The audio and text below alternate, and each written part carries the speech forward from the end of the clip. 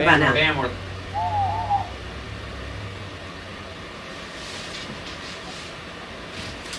Oh, now I can't No, hear I you. can't hear you. Hold on. And I think that and I there's think that there's a is fan there a on in there, fan on Angie? in there, Angie? Yes, it's my heater. It's freezing. There. How Oh, about look that? at Okay. good. And Good. hey, And we have hey, an we echo. have an echo. Maybe that mic's Maybe not. that mic's Is that not. mic Is not that on? mic not Is the on? setting Is the setting if you check your April, settings? is this Check your mic on? settings. It's on. I had Huh? this a little loud, like your sound in my head. Maybe that was too loud.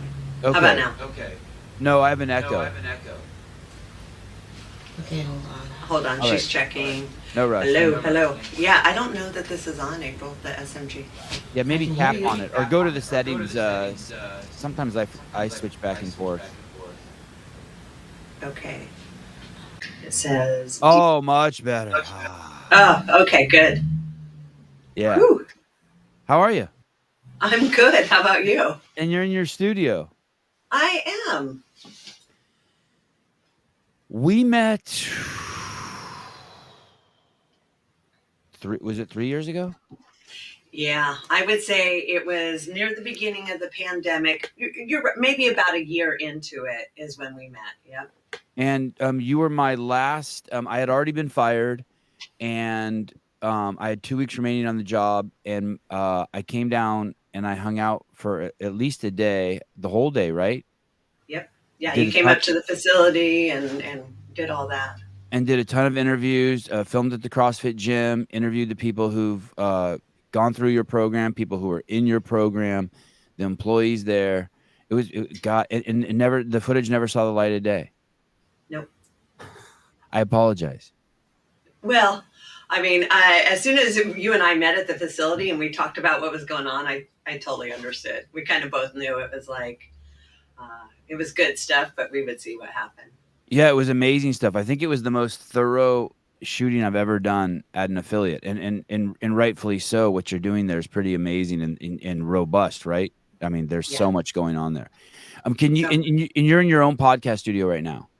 yeah. And what's the name of your podcast? Going Rogue with Angie Manson kind of symbolizes me, and you know that just on the things that we connected on. You know, we are not of the norm. We don't do normal things. We do things outside the box, but that's what makes us unique and special. The world needs people like us. Yeah, and I remember one of the things that was fascinating about your affiliate is it did not close down. It did not miss a beat during COVID. While all the other affiliates were shut down, yours was up and thriving. Yes, because we are considered an essential business as drug and alcohol rehab. Nobody wants these individuals out on the streets if we have the ability to hold them. And because it is part of our curriculum, we're in a healthcare facility, we were allowed to keep that running. Yeah, awesome. Good job on that. I was so excited to see that. So you own a rehab that's called Elevate that's like 12 miles from my house. Yeah, Elevate Is it Addiction Services. Yep. Elevate Addiction Services? And can we go back to the beginning, how you started Elevate? So we had moved away from our old program. We were a part of a nonprofit of a bigger group, and they decided to go a different direction with their program, one that we didn't feel confident that we'd be able to keep our beds full if we followed that. And it wasn't the program that got us all in recovery and sober. So we branched Sorry, out. so you didn't do that particular program, you personally, through your rehab? No, I did like Oh, you 30 did. years ago. Okay. Yeah, it was like 30 years ago. So we ran that program for like 20 years. They went in a different direction. We broke away from them. We created Elevate, created our own copyrighted curriculum. But that's where I had already been CrossFitting at that point. So I knew that I wanted to put CrossFit in as part of the curriculum because I could see how it translates so well for people in recovery. And so from that point, we put CrossFit in the program. We were like renting out to a local gym, but then we got the gym up on our property and we've been all inclusive ever since. And in the program that you actually went through when you went through rehab, is it actually at that same facility that I visited? It was there, yeah. Yeah, we were up there in 98. So you went through the facility and then years later bought the facility and today you run it. Yeah. God, that's Exactly. that's an amazing story. Where were you born and raised? I'm from Reno, Nevada. So being born and raised by a single mom, she worked 2 jobs. I had all the freedom in the world to get myself in a lot of trouble, which I fully did. So, I started drinking and using at 11 years old, and she was working her 2 jobs. I was latchkeying myself and just having a good old heyday. I was in rehab at 16 for And the first time. how old were you when you went through the Elevate program, the original Oh, program? so I was 21. I was facing 10 years in prison, and the judge had given me the opportunity to go to rehab or go to prison. I chose rehab. And I had no idea that, fast forward 30 years, I'd still be here doing what I'm doing. But I was sentenced there for a year, going back to see that judge every 6 months. At the end of the 3 years, he not only released all my probation, the 13,000 restitution, the felonies that were on my records. He kind of gave me a clean slate on life. And at that point, I was like, well, what else would I do? This is like my purpose and passion. I was really fortunate to be put on that at a young age. And so, yeah, been here ever since. When you went through rehab at 21, I'm guessing that you started it then out of fear. Did you think that when you went into it, you would just be like, okay, I'm going to do this to stay out of jail, but I Yep. don't really have to get sober?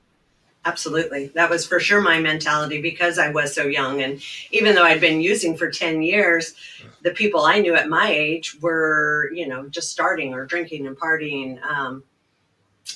And I just thought this was a pit stop on my way to doing something else, even though I had no idea what else there would be. I barely graduated from high school. How did you end up in a rehab in Santa Cruz if I'm guessing that your running with the law was up in Nevada? Well, no. So my best friend and I, and we were like so bad for each other. We were big meth heads in high school. She got so bad that her parents did somewhat of an intervention, and she had to go pick somewhere else. They didn't care where. Go to a rehab somewhere else, and she found Santa Cruz. She reestablished her life here. She and I reconnected, got in trouble again, but I knew that she had gone through a program up in Bonnie Doon.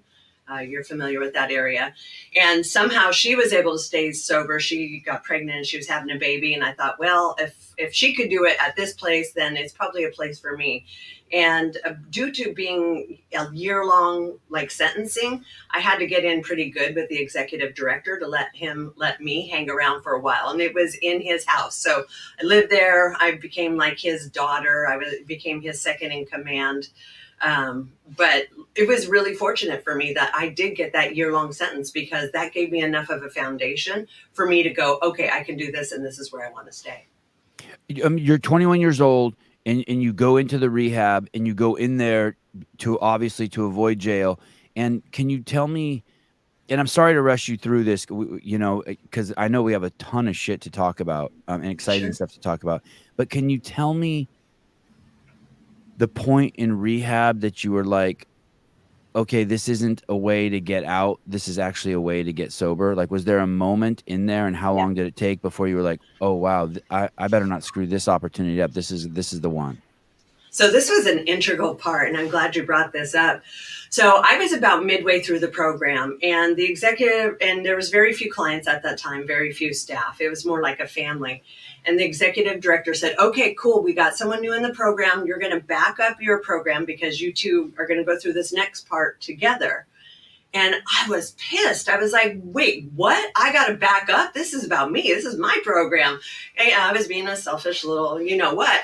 And he looked at me and he said, of all my years, Angie, of doing this, and he'd been helping people for 20 something years. He'd been an AA sponsor. He'd done everything. He'd been in recovery for forever in my eyes. He said, you are the most selfish, self-centered little cunt that I have ever met.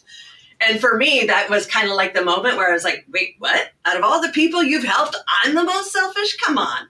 But then it really kind of checked me hard. It was that tough love that I've responded to because that's kind of the way I was raised. And it made me realize that's actually not who I am. I'm not a selfish person. I like helping people. I like being there for people. And that checked me hard.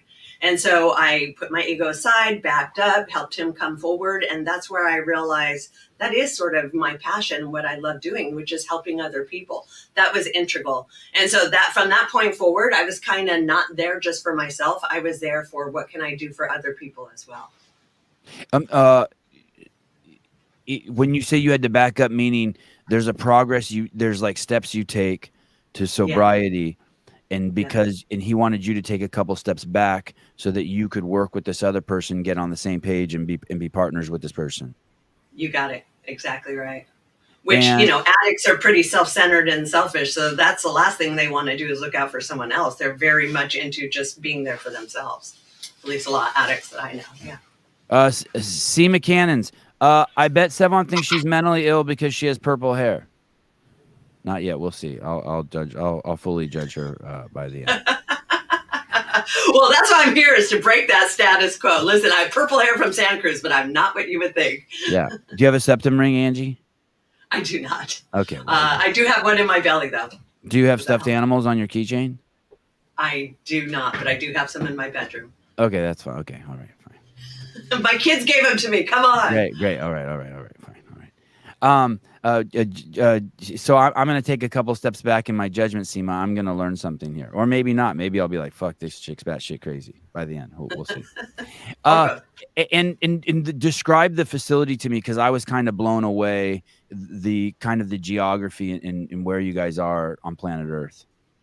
So we have 33 acres. We're up in the foothills of the Santa Cruz Mountains. We overlook the Monterey Bay. So it's pretty cool because it's just right above the fog. I mean, we only go up a couple miles, but it's enough distance that it gives the appearance to both the clients and ourselves that we are way away from town. Like, it's a long ways away. So when clients get the idea, well, it's fine, I'll just leave, as they start walking down our road, and this, they kind of lose steam by the time they start getting to town, because it is kind of a journey.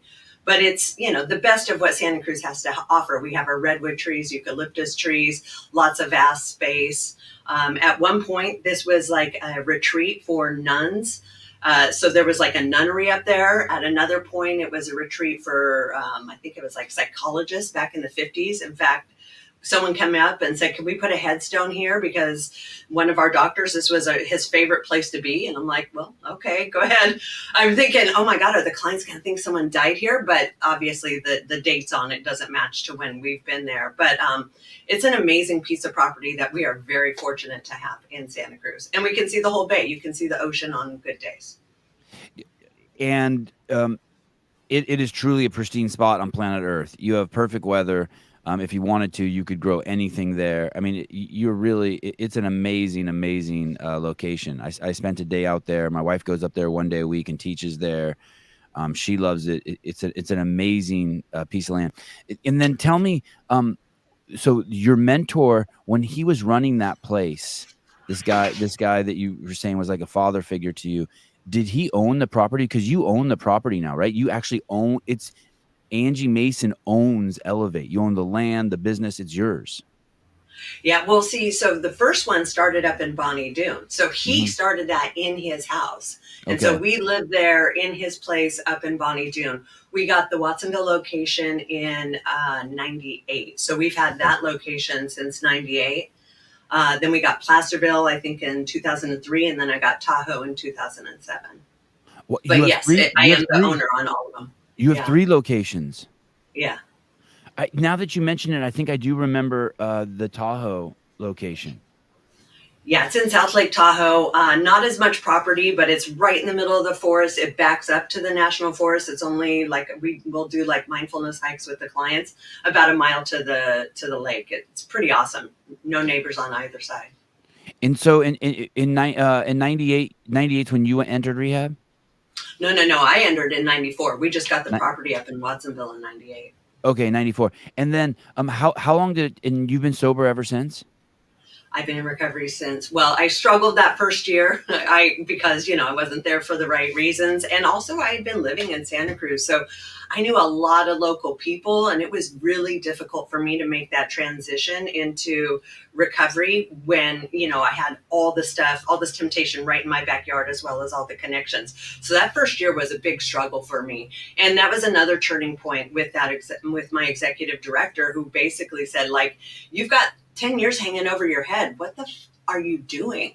And it kind of took me, realizing like what I had to lose to make me realize maybe I should give this a try. And now, so you're approaching 30 years sober. 30 years I've been, this is 94. So May 17th is when I entered rehab 30 years ago.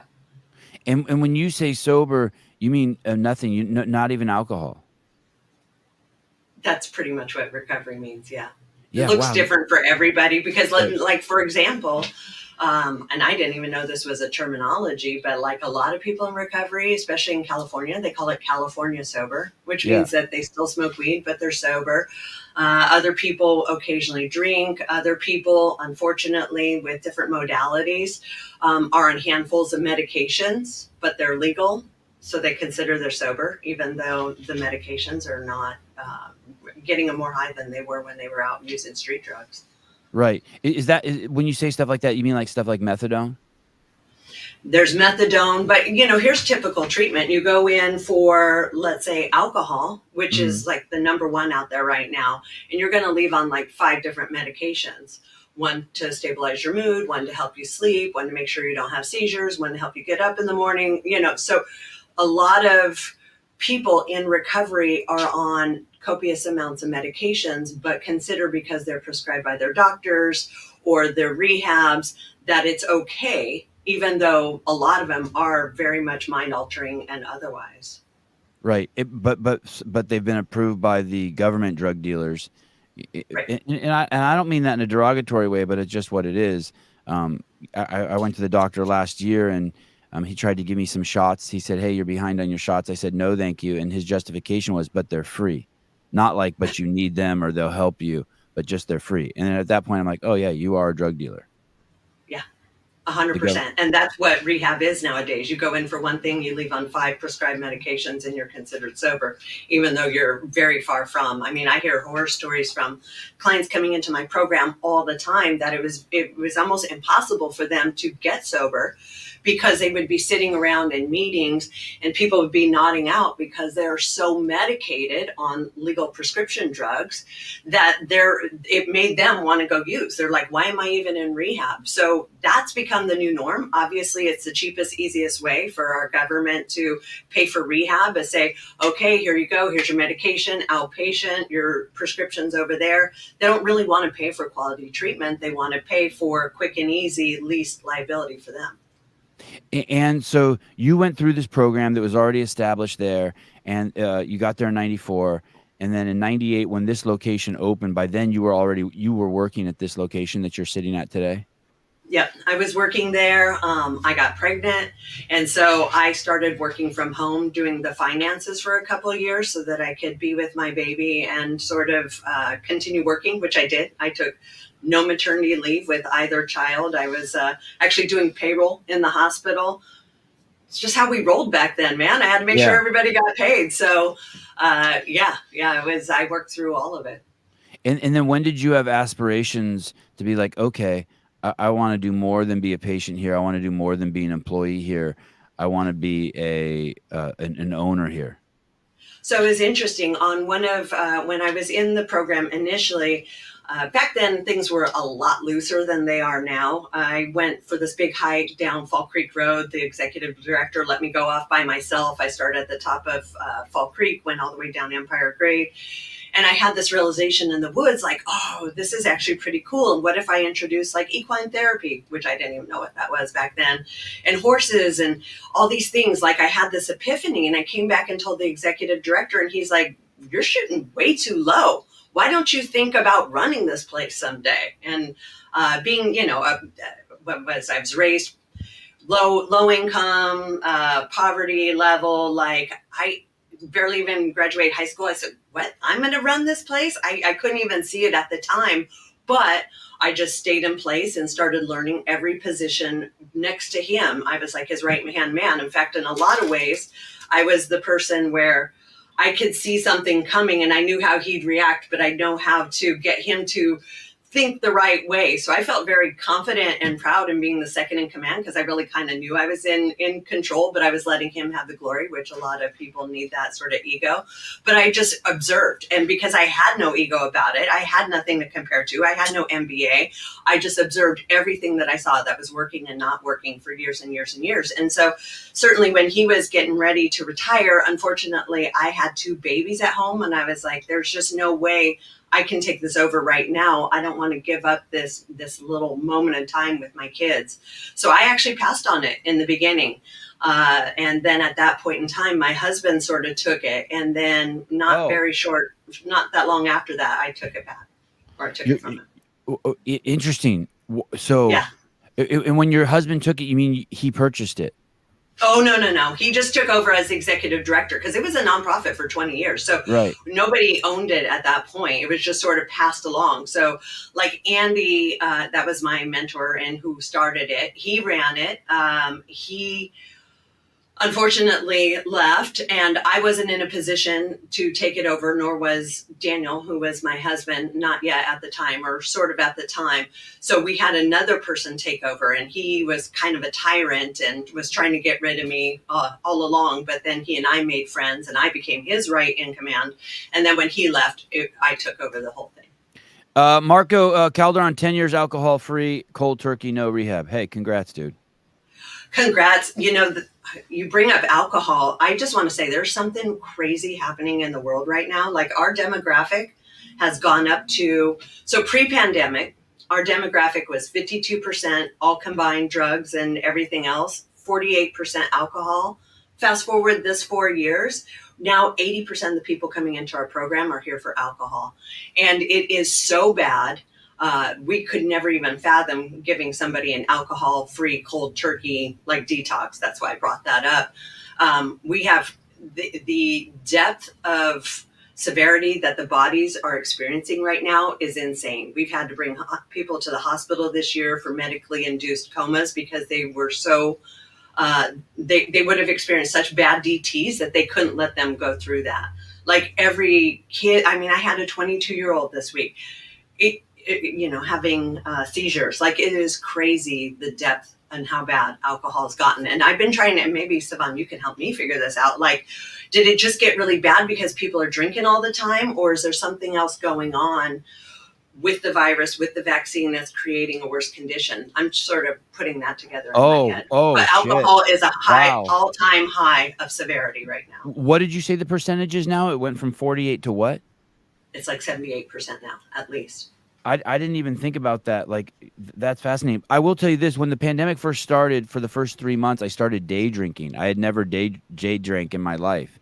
And I would literally wake up in the morning and my wife would still be in bed and it would be 6:30 and she would hear a cracking of a can of like kombucha. And she would say from her room, I'll never forget, she's like, I would hear this, "Are you fucking kidding me?"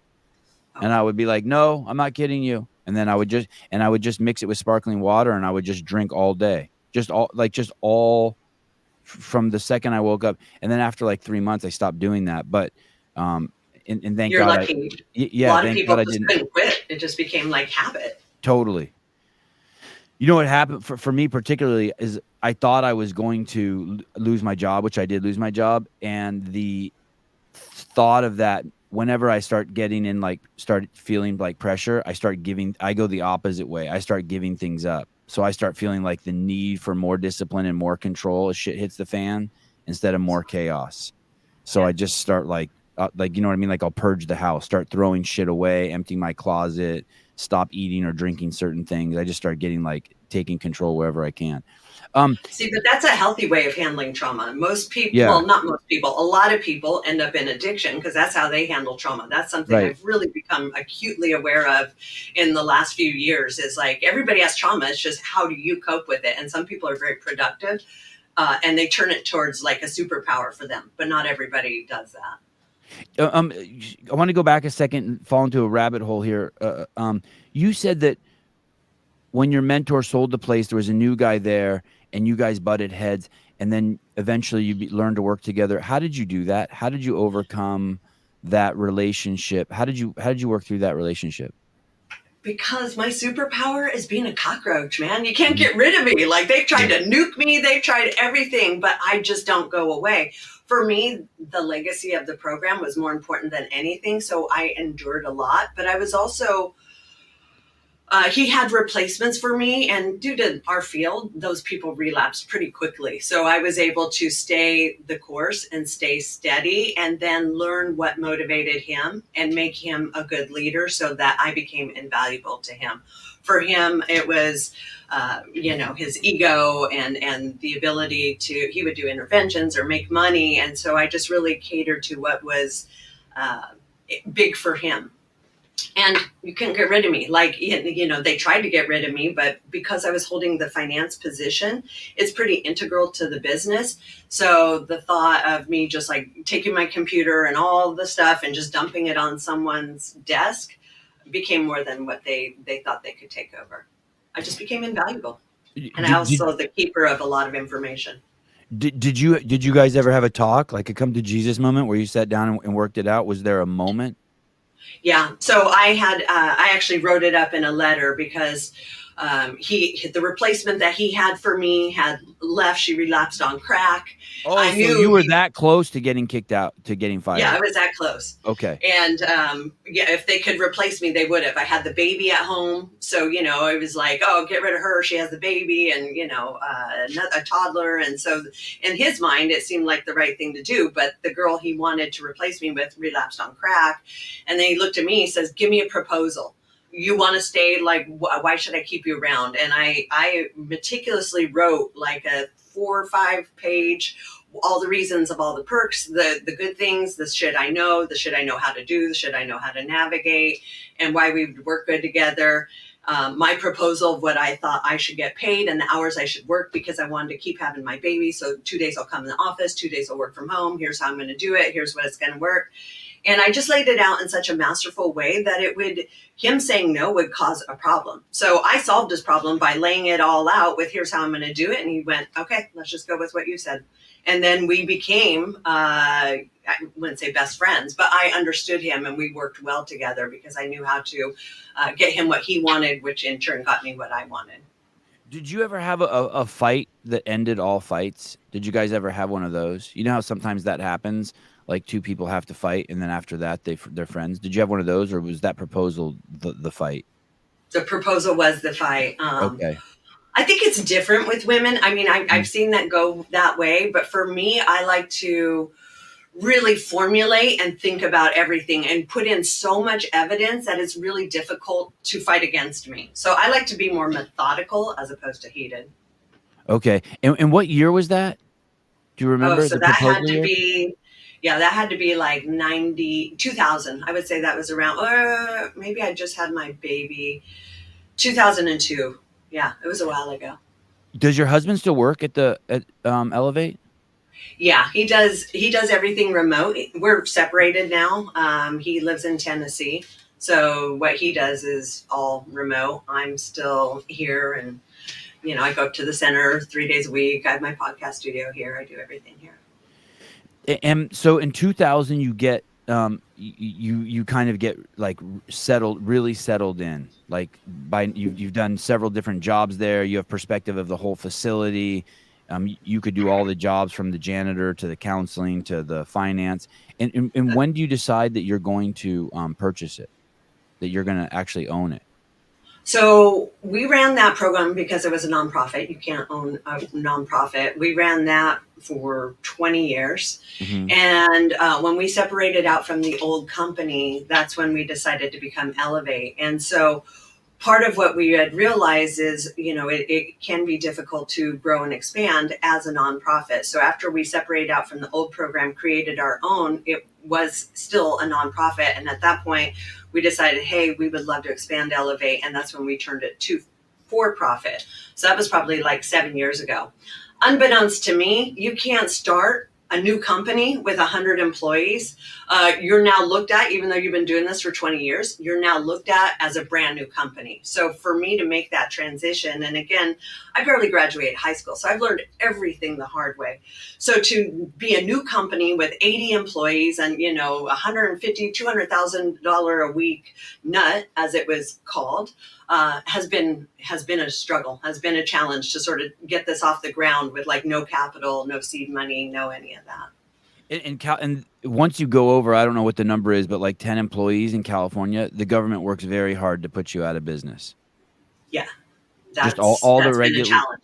Yeah, you go over a certain amount of employees and the regulations, they start implying on you and they start nickel and diming you, and it gets weird, right? It gets super weird. I mean, 8 years ago, it was like, okay, here's your mandatory minimum wage raises. And then we hit that 5 years. I'm like, okay, good. We're through that. Oh, no, they're just going to keep going. So it's like, Yeah. oh, okay. So that 5 years that we thought we would get a break, now we're just going to raise every year.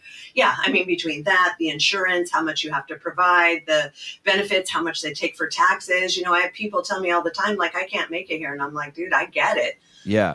I don't know what to tell you. I can't pay you more than I'm already paying you. Like, nobody in Santa Cruz lives by themselves. Like, everybody has multiple roommates or family members. I mean, Yep. you know how it is. We see Yep. adult children moving back home with their parents because they just can't make it out here. I remember seeing pre-pandemic that the poverty level for Santa Cruz County was $120,000 a year for a family of 4. So if you made less than that, you were considered to be poverty level. Wow. Yeah, that's wild, right? Trish, my body's not tolerated alcohol as well since I got the injection, and I felt awful if I drank. It's worn off recently, but I was tolerating alcohol. I wasn't tolerating alcohol for a while. Jake Chapman, 9 years sober out of choice. My wife bet me I couldn't do 1 year, so now I'm doing 10 to prove how much better I am than her expectations to dominate and be the alpha. Good job. Good job. I hope you talk shit to her. Yeah, whatever it takes. Yeah. Alcohol is gay. Is that why whenever I'm 3 beers in, I start liking dudes? I start craving dick? That's weird. Yeah, that's that. That needs to be on the label. Yeah, that's weird. A little warning sign. Will make you gay. Yeah, will crave dick. Great. Graciano Rubio, I know a guy that smokes a little of the devil's lettuce pre-workout. Horrible human being. Horrible. Wow. I can't imagine. Okay. During this time, I want to go back now a little bit. I know you don't like going back, but you've tolerated it once, so we'll go back again. Let's go back. When did you realize the importance of moving in terms of your health? When was movement like, okay, I like sweating? When did you realize, oh shit, I like moving my body? Dude, that's a great question because I was not raised in the era of, I was raised in jazzercise, which as we got older was kind of gay. So, for people who don't know, and you are a CrossFitter. I'm a huge CrossFitter now. Yeah, deep passion of yours. Okay, go on. Sorry. Yeah. So I was not, I have this heart condition, so I was never really good at team sports. Didn't know why. Found out much later in life. But I was not that big of a sports or fitness person. Also raised in the 80s with microwaves and bad food and all that kind of stuff. Just did not have any health. Fat-free. Fat-free generation, the worst. Yeah, infused with all that sugar. Why can't I lose weight? That's why. Yeah.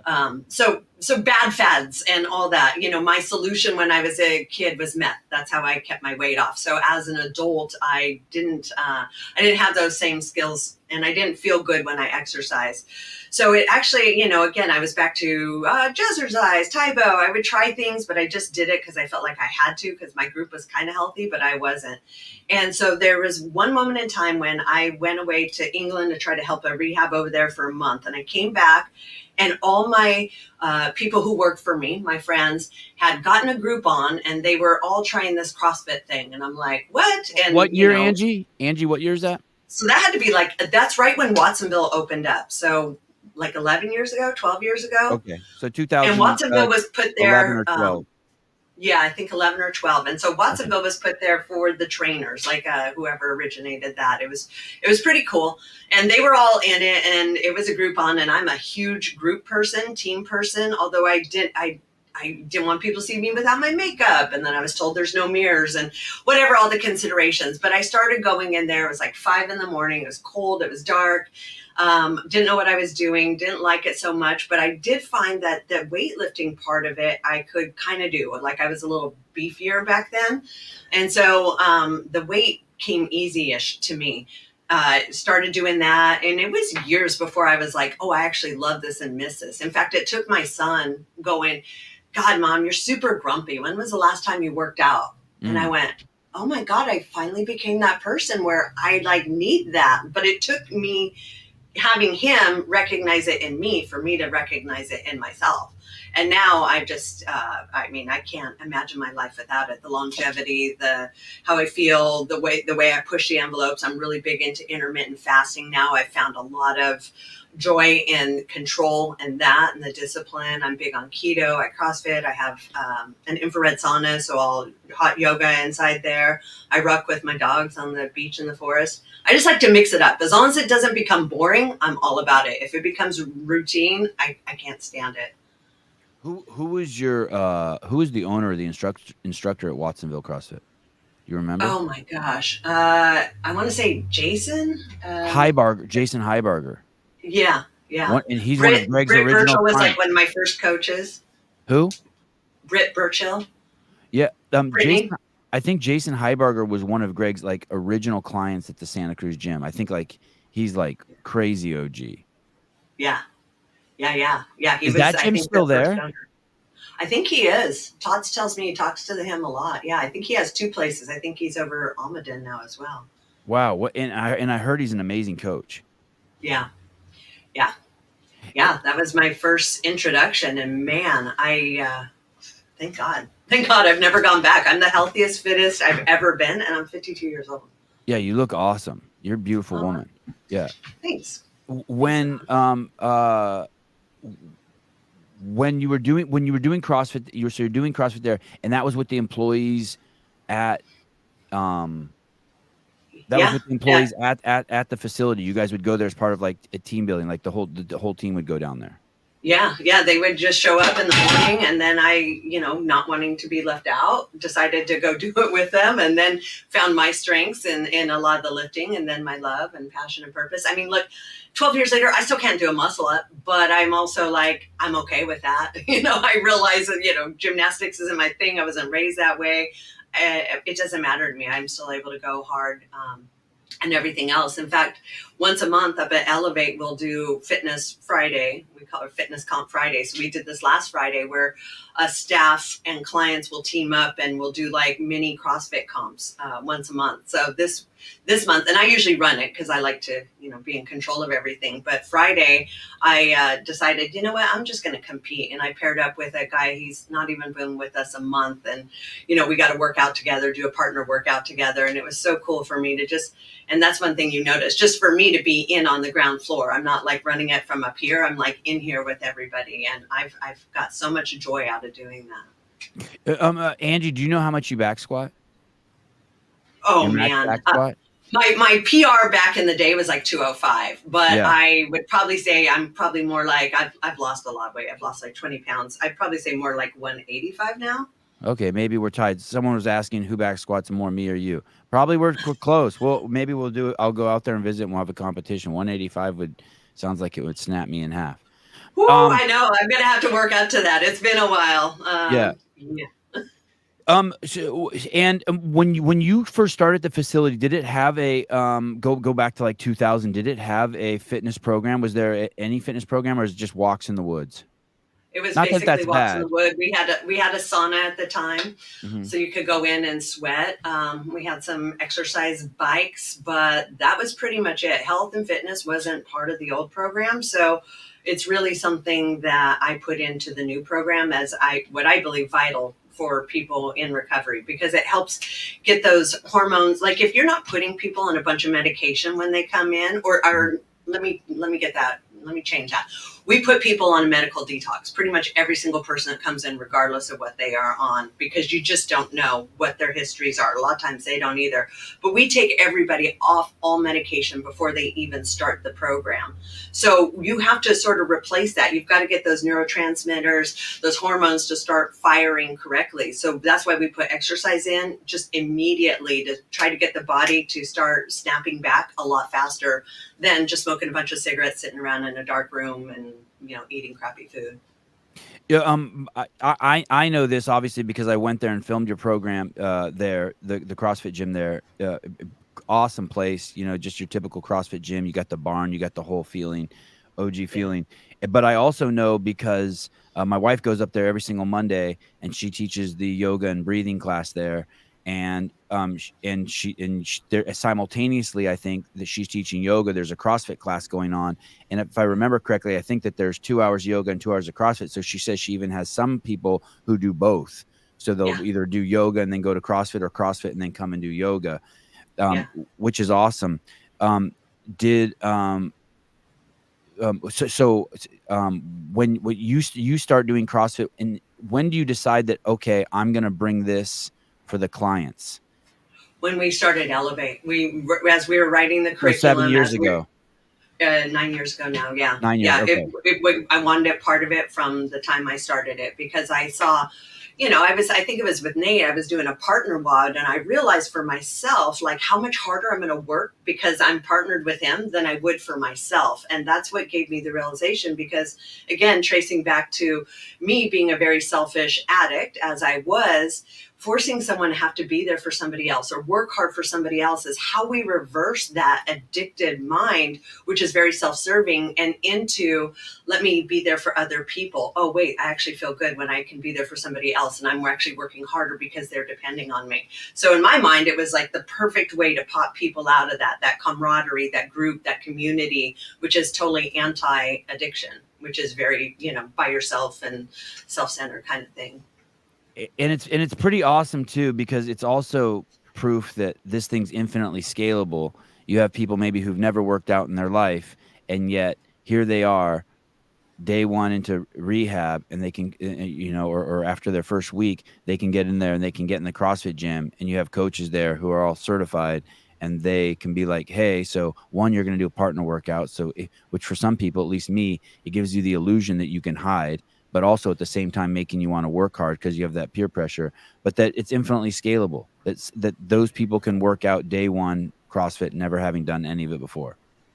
Yeah, and it is intimidating. I mean, even up there, clients will pass by and they'll see everybody going hard in the gym. They're like, "I'm just going to go do yoga." Yeah. And obviously, people's bodies are different. And then there's this weird thing that CrossFit creates, which is, I got to get fit before I go get fit mentality. Right. So Right. all of that translates even into rehab.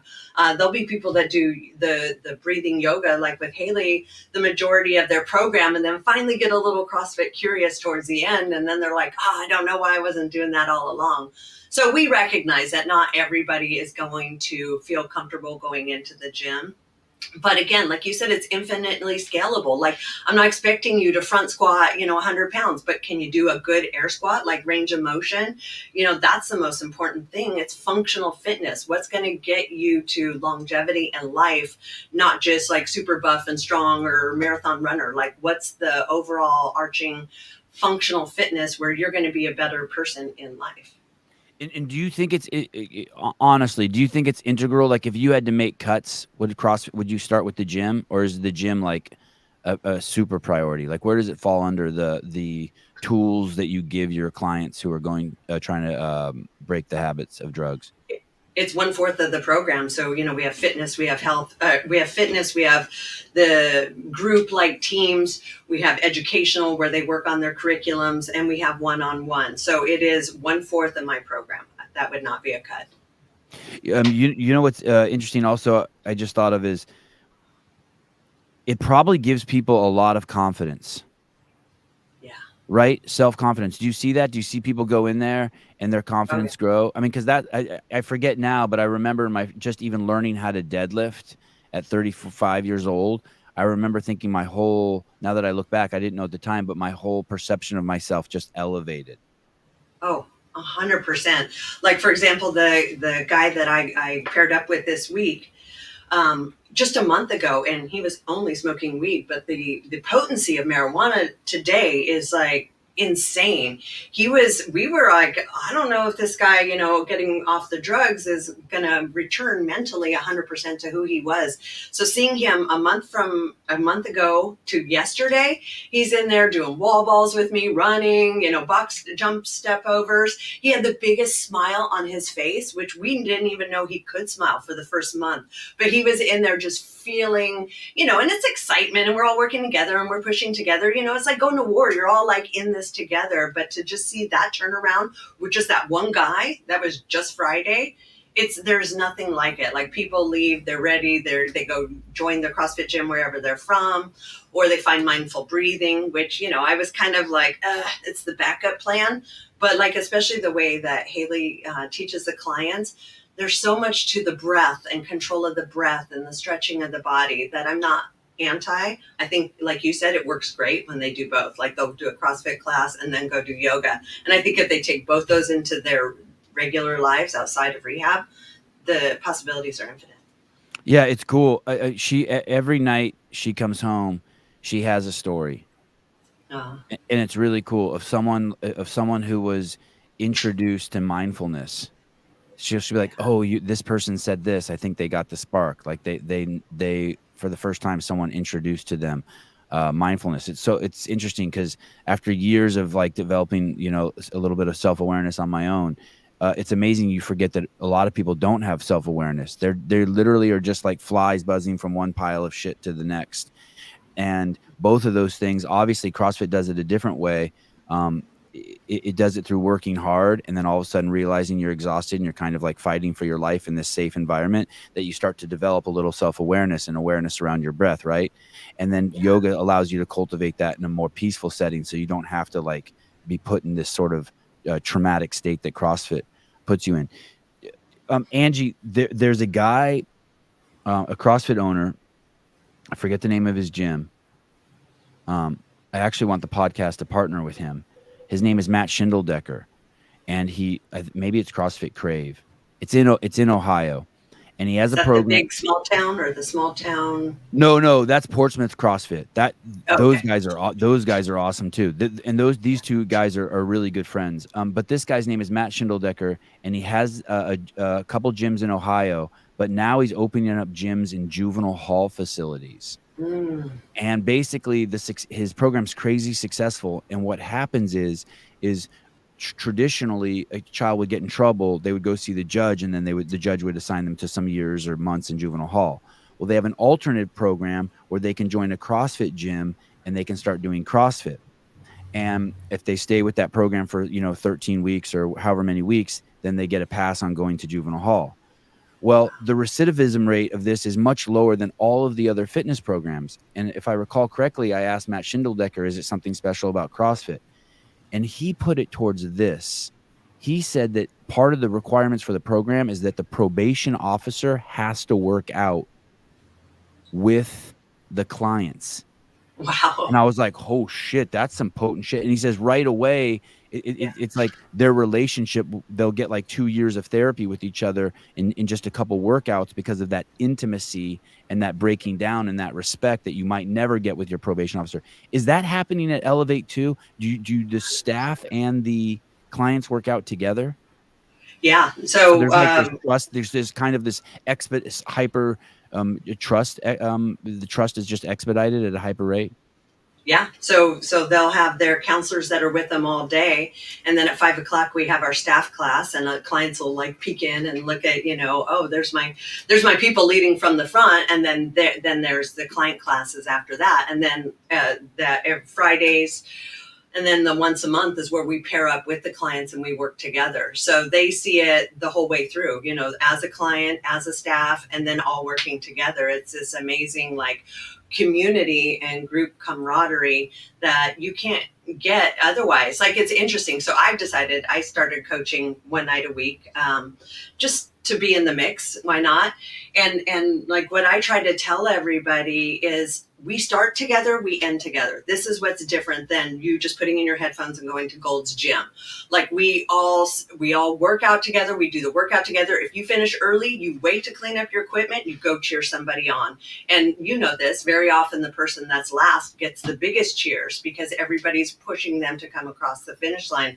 So when we hold to that, like, strictly, and I do, that's where you start to get that group and that camaraderie and that emotional energy that you create together. And I'm not alone feeling, which again, with addiction, you feel like you're very alone. But when you start infusing them in this community aspect, they realize they're not alone. And then they want to do it, and they want to do it for each other, and they want to do it for themselves because they feel so good because they're getting cheered on.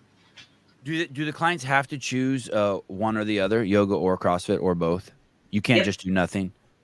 you can do nothing. There is no nothings. So if there's a medical reason why they couldn't do either one, and of course we always have to watch this because everybody has some condition, we have them studying educational books, or my quality person Tots will write them a specific program as to why exercise and nutrition are vital in recovery. Like they don't get a freebie just because they don't feel like going. Like it is a mandatory part of the program. Anthony Adams. This lady is an angel sent from heaven. Unbelievable story. Thank you for having her on. Recovery and CrossFit are two peas in a pod. They are. Thank you. The facility, how many people are there? How many clients?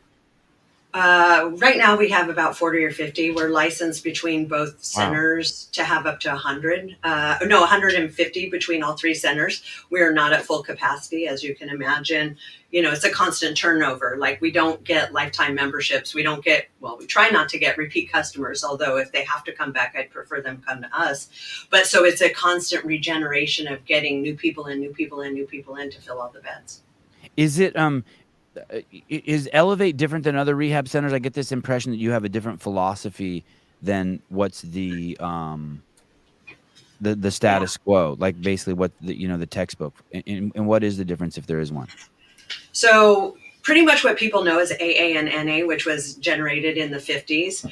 I myself didn't get sober with that. I struggled with it, which was why I ended up in the program I did and creating the program that we have. We don't label people addicts or alcoholics. Like if you haven't used in 10 years, I don't feel like you need to sit there and say, hi, I'm an addict.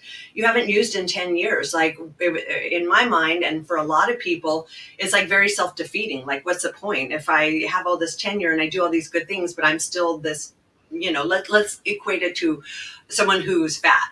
And part of their methodology is looking in the mirror and saying, you're a fat fuck, or whatever it is, David Goggins style. Okay, good. That has its relevance. You are calling a spade, but then you're doing the work and you're taking off the weight. Well, now you're like a healthy, fit weight, but you still got to look in the mirror and call yourself a fat fuck.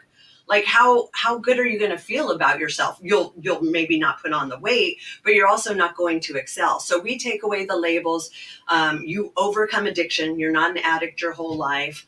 A lot of people just in that love that. We also try to take out the disease mentality, because I feel like for a lot of people, if they feel like they're suffering from a disease, it's like happened to them. They didn't create it. And we more like want to go, hey, you created this condition, you can overcome it. So we want to empower individuals. We don't want to call them powerless. We want to empower them to overcome their addiction and not live out the rest of their lives with this label or this persona. Like that's who they used to be. Now look at them. They're kick-ass individuals in life that are doing all these amazing things. And oh, by the way, yeah, I used to have a problem.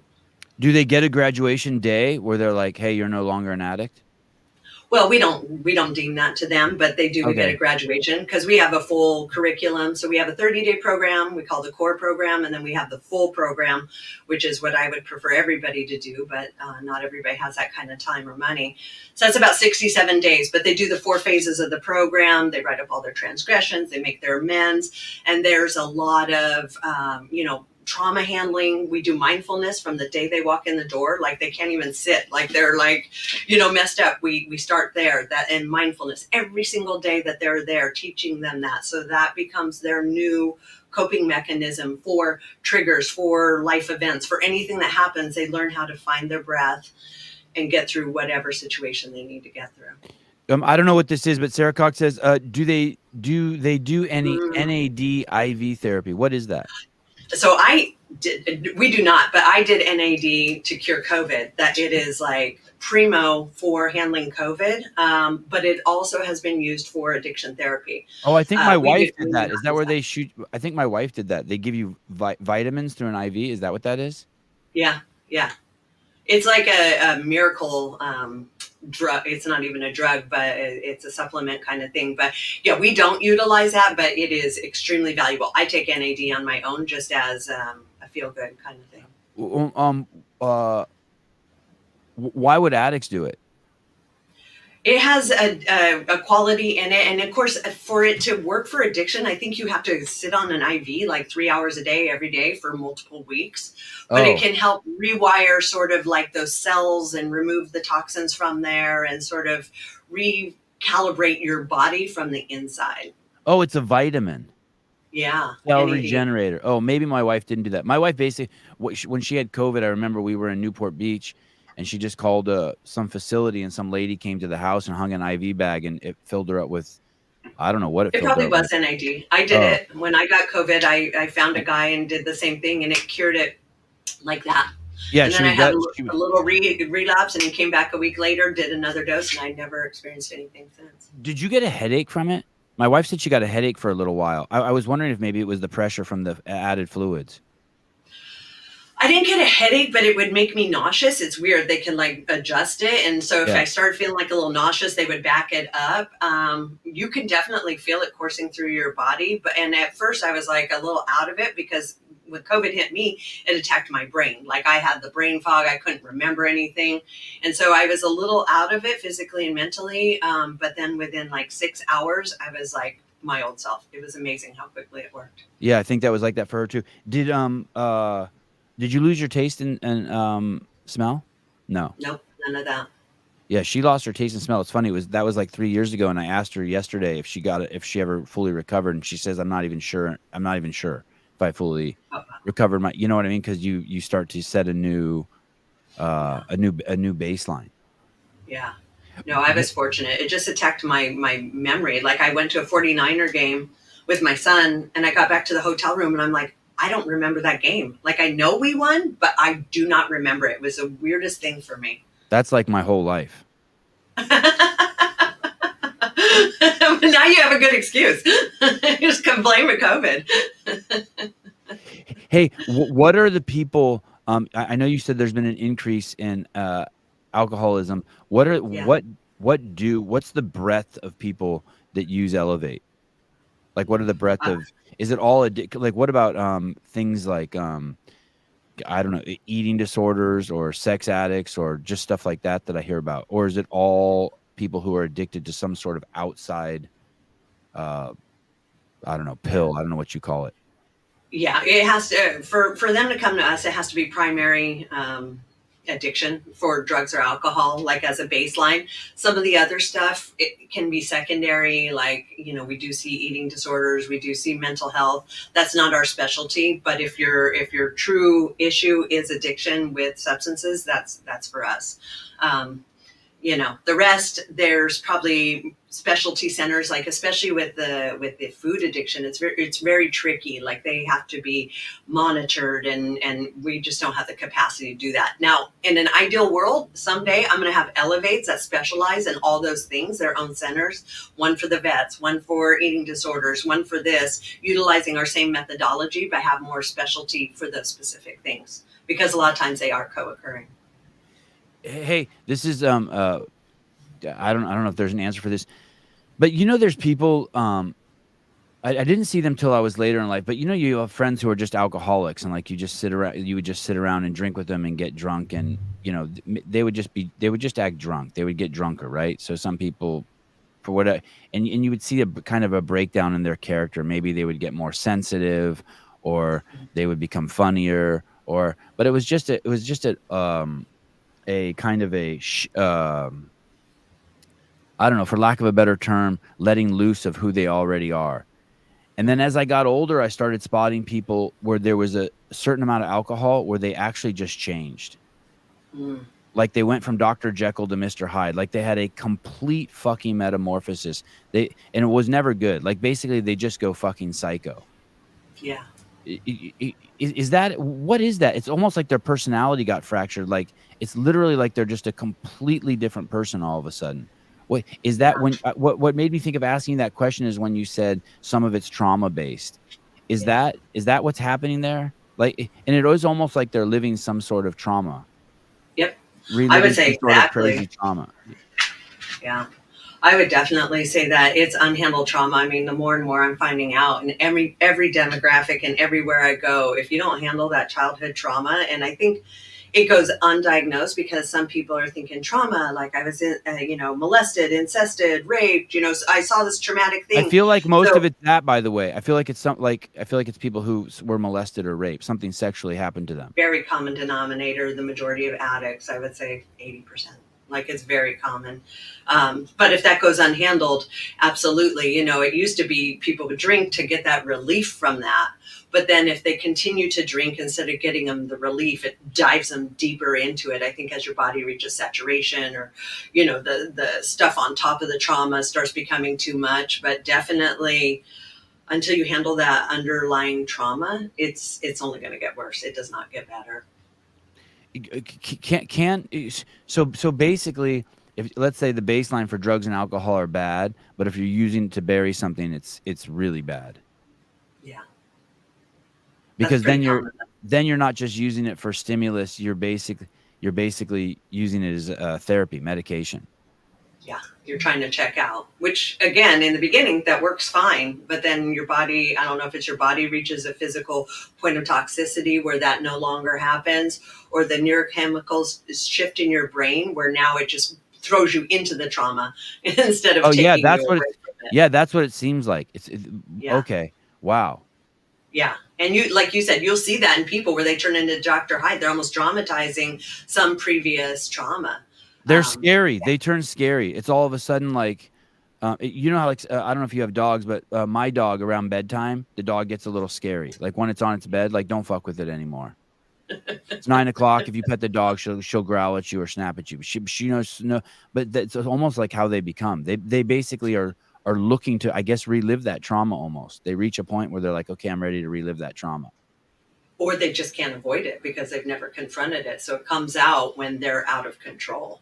Yeah. Like it sucks, but you know, it used to be when we first put the program together, we do the mindfulness workbook for addiction, and there was parts in it that talked about, you know, loss and failure. And I was like, oh, this seems really heavy to have at the beginning. Like maybe we should have this further along in the program, you know, when they're more stable, as opposed to like throwing them into the trauma first thing. And so we actually said, you know, come back later, but so many people got fixated on, no, I want to, you know, they couldn't not do it.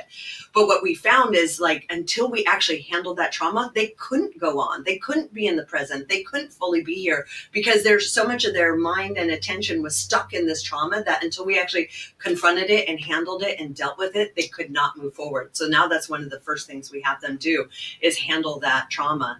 And it could be seasonal. It could be, you know, something that reminds them of their dad. Like whatever it is, it's different for everybody. We're not here to judge. It could be a divorce. Like a lot of kids, that's a trauma-ridden place for people. Even though it seems like normal and common, it can really mess kids up. But until we handle that trauma, they cannot be in the present because part of their mind and attention is going to be stuck on what happened in the past. And I'm starting, especially now that I have kids of my own and I've given it more thought. When you're an adult, you know that trauma is happening to you, and when you're a child, you don't. And so, because it's just your life, right? So, like, if your parents hit you when you're little, you're like, yeah, of course I deserve to be hit. I mean, whether you did or didn't, it's all you know. You're basically just trying to fit in, get fed, get some love, right, and find a place to sleep at night without a bear eating you. And I had this lady on, Kayla Harrison. She's like the best female fighter alive right now. And her judo coach, who took her to a national champion and took her to the Olympics, and she won the gold twice. Her judo instructor was molesting her from 8 to she was 16. And it took me a long time. I read her book, and then after talking to her, I was like, oh shit, this is so much more complex than like maybe getting sexually assaulted when you're 25, because she thought it was normal. Yeah. And it was being catered by. Yeah, exactly. Yeah, man, the human brain can endure some wild shit, man. Yeah. Yeah. I mean, Savon, I can't even tell you this last 4 years of trauma that's been created by this pandemic. Like we are going to be facing some deep shit 10 years from now when this starts coming up for people in ways that they didn't even know existed. And when you say that, you mean just basically we scared the shit out of society? We basically, is that what happened? They what I would call a psyop, but whatever you want to call it. The news every day was saying death is imminent. You're going to die. Take these drugs. Stay at home. Don't talk to your grandparents. I mean, I think a lot of people forget how gnarly it was. You're saying that caused a significant amount of trauma where people, I mean, we still see it. I mean, you and I see it because of where we live. We still see people wearing masks. Yeah. Healthy kids. by themselves in a playground. Yeah. Yeah, Yeah. crazy.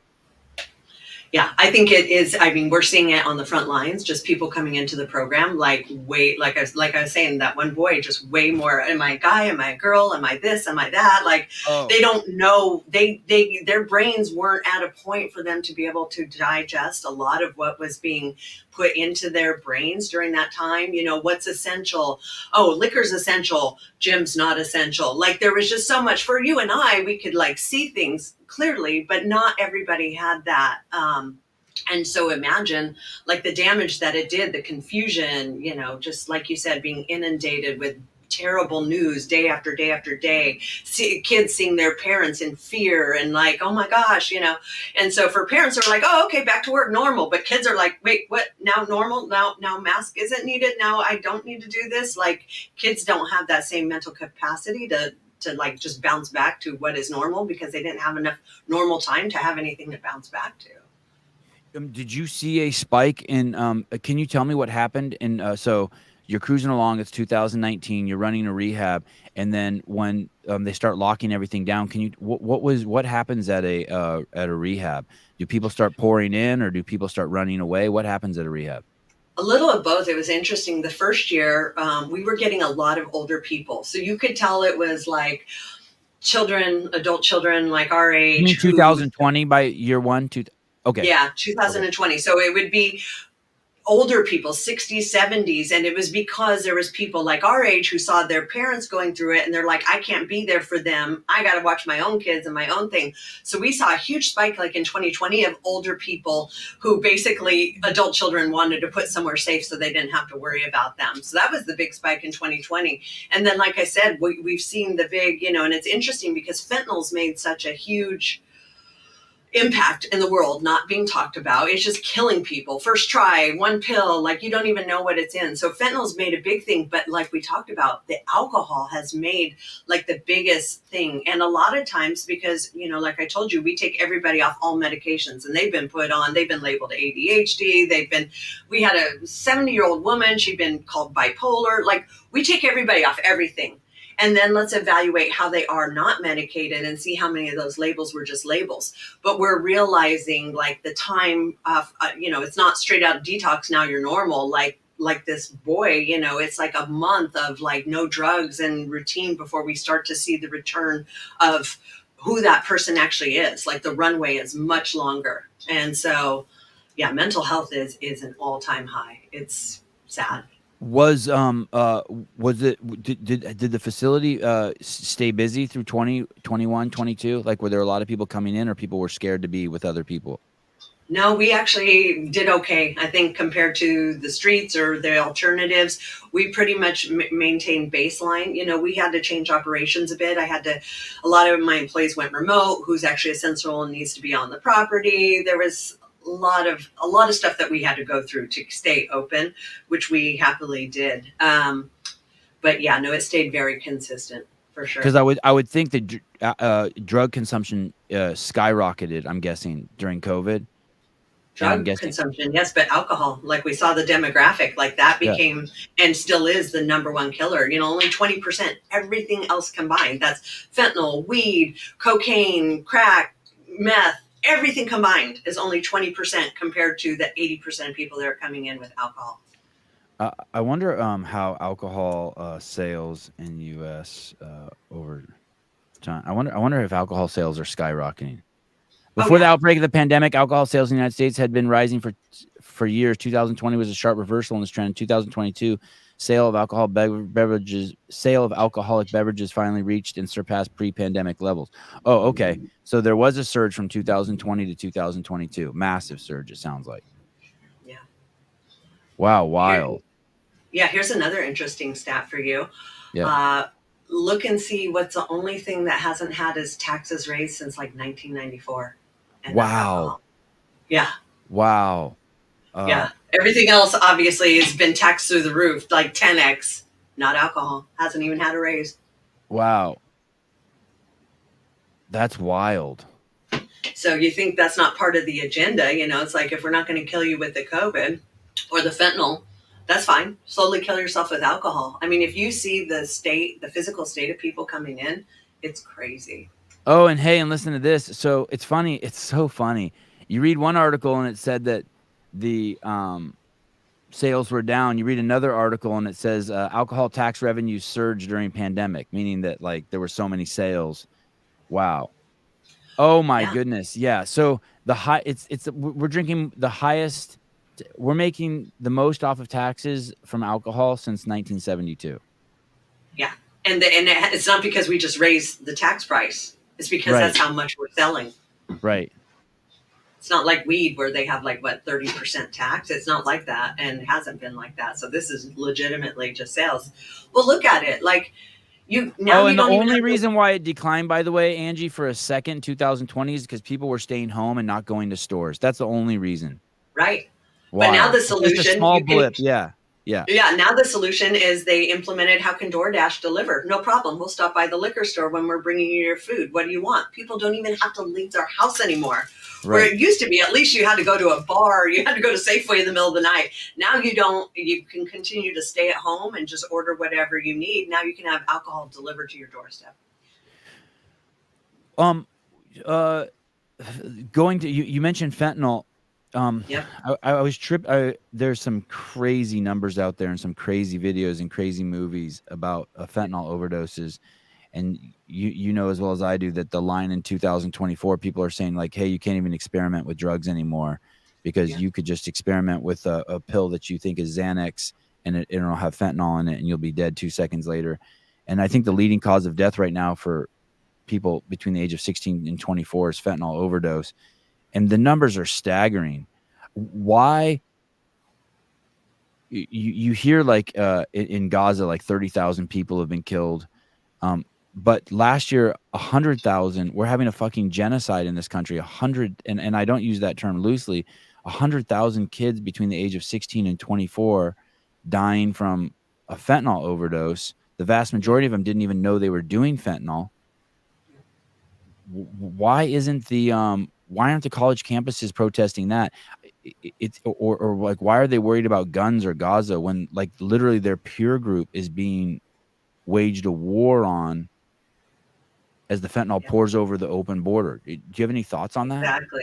Yeah, well, because the media is suppressing it. They don't want them to know. First of all, it's fentanyl poisoning because nobody's taking an overdose implies like you took too much of it. But like you said, these kids they think they're Oh, taking poisoning. Wow. cocaine. Yeah. Yeah, they think they're taking cocaine, and guess what? It's laced with fentanyl. Done. And like you said, I You mean, it's wouldn't hard not to.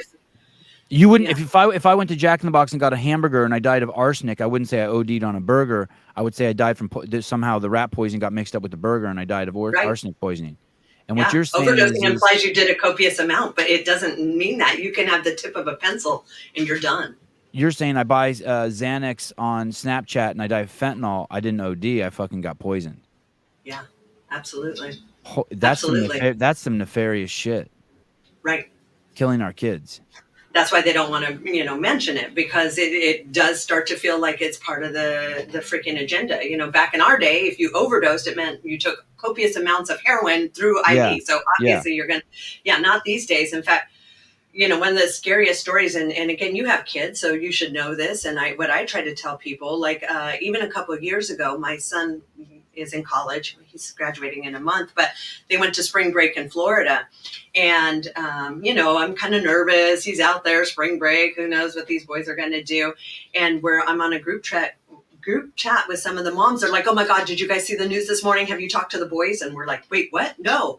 And there was front page Florida, a couple boys, all the kids out there on spring break, a couple boys got some cocaine, came in, did it, had fentanyl, started overdosing. Two of their friends who hadn't even taken the fentanyl or the cocaine tried to revive them. Now they're overdosing because they got aspirated fentanyl in their mouth. So now you have 4 kids overdosing because of cocaine. And I think a couple of them, they all ended up in the hospital, a couple of them in comas and that sort of thing. But, yeah, there's no experimenting like the good old days. Like they're literally being poisoned and dying. And even good boys who are just trying to help others are endangering themselves by getting that in their mouth. So that's why I try to educate my kids, like, don't be a hero, like call 911, do what you can, but avoid all bodily fluids.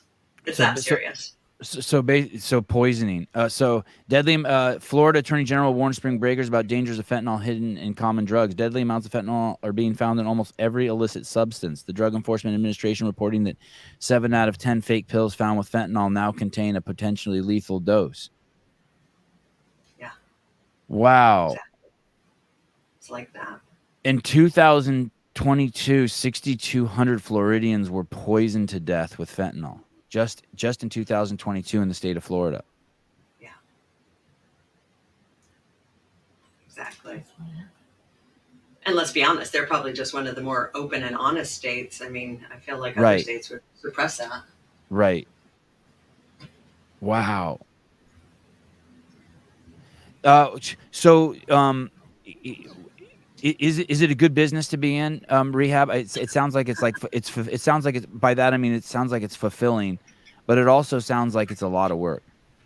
It is the most fulfilling thing. It is a lot of work, and people are like, "Oh gosh, you're dealing with the kids and the addicts." I'm like, "Dude, I'll deal with that all day, every day. It's all the other stuff. It's running a business in the state of California, healthcare in California, employee wages in California, 24-hour care to make sure everybody's safe. Like, it's all the other stuff." That's hard, but I could be having the worst week dealing with all that kind of stuff. And then I go to a graduation. You have, a client thanking you for giving back their lives. You have the families crying, saying, "Oh my God, I finally hear my son that I haven't heard in 20 years. You go, "That's why we do this. There's nothing more important in the world that anybody else, that I could be doing than this." And when I was there, I remember there were clients there who were graduating, and then there were other clients who had graduated and come back and were doing internships. Is Yep. that is to work at a rehab? Do you have to have gone through the treatment? No, no. In fact, a lot of rehabs don't even have prior addicts, which is weird because they got their schooling in books, not like real life. No, Right. the majority of my staff have all come through the program or overcome addiction in one way or the other. Which it's funny, back in the day, that was used against me. Like, "Oh, what do you drug addicts know about running a rehab?" But it's like, well, who's better to run a drug rehab than somebody who has that as their past and their history? So yeah, the majority of my staff have gone through the program themselves and are rehabilitated. There's a couple like doctors and nurses that we hire without, but most people have come through and overcome their own addiction. CIA Public Affairs Office. Oh. Despite what some conspiracy theorists and Putin lovers say, the CIA is not facilitating or supporting the fentanyl epidemic in any way. Trust me. Oh, thank you. I feel so Yeah. much better. Yeah, and I believe that. Since you put it like that. Oh, of course that hasn't happened in the last 4 years. Oh my goodness. What a great group of listeners. Well, and that's what some people say. What do you mean? Like, why would the U.S. allow them to come across the borders? Why are they allowing stuff to kill our people? And I'm like, exactly. Why would they? Why do you think that is? And at the end of the day, whoever has the most money is basically running the show. I mean, you can see that. That's why huge swaths of land in Mexico are being run by the cartel. That's why, if you go to a hotel and when you walk up there, you tip every employee $20, you'll get better service than anyone else because people want to earn a living. And so if you're have a family in Colombia and the cartel is paying you money, you'll do what they say. And just like, we saw it with the pandemic, people will do whatever. We had more billionaires made during the pandemic, I think, than any other time in U.S. history. And those people were running the show. You can see who those people were who became billionaires. Yeah. I mean, it's pretty wild. So is the rehab business embraced by California, supported? Is Newsom a good advocate for it, or is he a piece of shit? Well, I will say, in order to, all this money that's been allotted to drug rehabs, I don't know if it's actually made it there. I think, Okay. In theory, it sounds good and that people are paying attention, but quality rehab, no way. In fact, again, the amount of red tape, the fees, the licensing, the taxing. It's very difficult to have a drug rehab here. There's a reason a lot of them have gone out of business. There's a lot of parasites on the way of the money making it to the addict to rehabilitate. There's a lot of parasites along the way. Absolutely, because what are they going to do? They're going to put it in Big Pharma's pocket first, Right. because that's who's funding them. So, if you're not on that Big Pharma agenda, you're out here on your own trying to make it without that. It's very difficult. Okay, yeah. Uh, when what are the biggest influences you think? Is the rehab center seasonal? Are there big influences? Like, do you see an influx at Christmas, or is it like the fitness industry? Jan 1, ton of people pour in. Yeah, it's interesting because it changes. It's all the time, and it is cyclical. Like December becomes very lean. Like Mm. nobody wants to be in rehab over the holidays. Nobody wants You're their loved having your ones in last rehab. drinks. You're having your Yeah, last and drinks also before I go people to don't rehab. want to explain why their loved one isn't at a Christmas event. They're in rehab. Nobody wants to talk about that. So holidays get very lean, and it used to be, you're right, Jan 1, like let's go. But now with insurance, and all of a sudden everybody's out of pockets and deductibles being reset, Jan 1, everyone's like, whoa, whoa, whoa! I don't have 15 grand or whatever now that I have to meet all this again. So now we don't see the upsurge that we used to see on Jan 1 because people are waiting to, start tackling their out of pockets and deductibles before they can afford rehab. Hey, if I was a 25-year-old male and I was going to rehab, I would think of it as a place just to go bang chicks. Like, I would just go there and just be like, "Hey, I'm gonna go there and I'm just gonna like meet girls." I mean, that's what I thought no matter what when I was 25. Why not? It's like summer camp with people who are going through trauma who will put out. Absolutely. It's like How, fish in a barrel. yeah, totally, exactly. People looking for a substitute, to act out. How do you have? Is that like? Are there really Oh, strict yeah. rules that keep? Yeah, you have to keep all the boys and girls separate. We do, because for their own good, and you don't want no rehab babies. You don't want decisions made, in the wake of handling your addiction. And we also don't want people to get sidetracked, and we also don't want people to get so close that they're like, let's just get out of here, let's go. Yeah, yeah, yeah, Because 9 times out of 10, if you have somebody relapse in the first year, it's yeah. because of that. It's because of a significant other or an Mm. interest in somebody in that way. So we really, really try to, and I don't like being like a sex cop or anything, but for the greatest good for them, we really do Oh, take all efforts to keep them sort of separated so that doesn't complicate things in oh. their own healing. Let me tell you, every single dude in that, like, they're just dudes, but like, Yeah. God, I wonder, is rehab, who's more successful at rehab, boys or girls? I will say we get a lot more boys than we get girls. Oh, interesting. I would think girls Yeah, would the have more demographic self-aware. I is would like think it would be the 70 opposite. 30. Wow. Wow. Okay. No, it's Is it like because 70 there's more 30. men? I would think that women would be more open to it. You know how like women are more open to like group classes and things like that, and maybe Yeah. is that because there's more male addicts? I don't think so. I think, like you said, Okay. a lot of women are more open to handling things outside of here, Okay. on their own without the necessity of rehab. I mean, to be honest, I haven't looked into it, but I would love to because our demographic is vastly more male than female. Always has been. Even my staff, like it's like 70 30. It's just a more male dominated area. And I don't know why that is. And I don't mean to keep going down this path, but you also your staff need to be very disciplined, especially your Yes. male staff. They can't be like Yes. because there's all these women there who Yeah. are going through some shit and they have their guard down and people are looking for escape and sex can be escape. Oh, 100%. And we put the fear of God in them, Yeah. because of that. Like, California has its own regulations. You won't be able to get your licensing and that sort of thing. But we also put the fear of God in them that you do not want to interfere with somebody else getting help. Like, you don't want to be the cause of somebody going off the deep end. And at my business, it is life or death. It's not an idle threat. It is life or death. And you don't want to be the cause of somebody going off the deep end. Who should do rehab? How do you know if you need it? I would say if you are unable to function in life without the need of a substance, like whether it's to get up, whether it's the weekends, whether it's any time in life when you're looking at that relief or release instead of a healthier alternative, you probably need rehab. Have you ever had anyone in there and you're like, you didn't need this. You're just looking to get away. No, because I feel like everyone can get something out of it. Look, it's like 2 months of therapy. Like anybody can get something out of this. And we all have some like a little innate addiction, whether it's retail therapy. I feel bad. I go buy a pair of shoes. I feel better.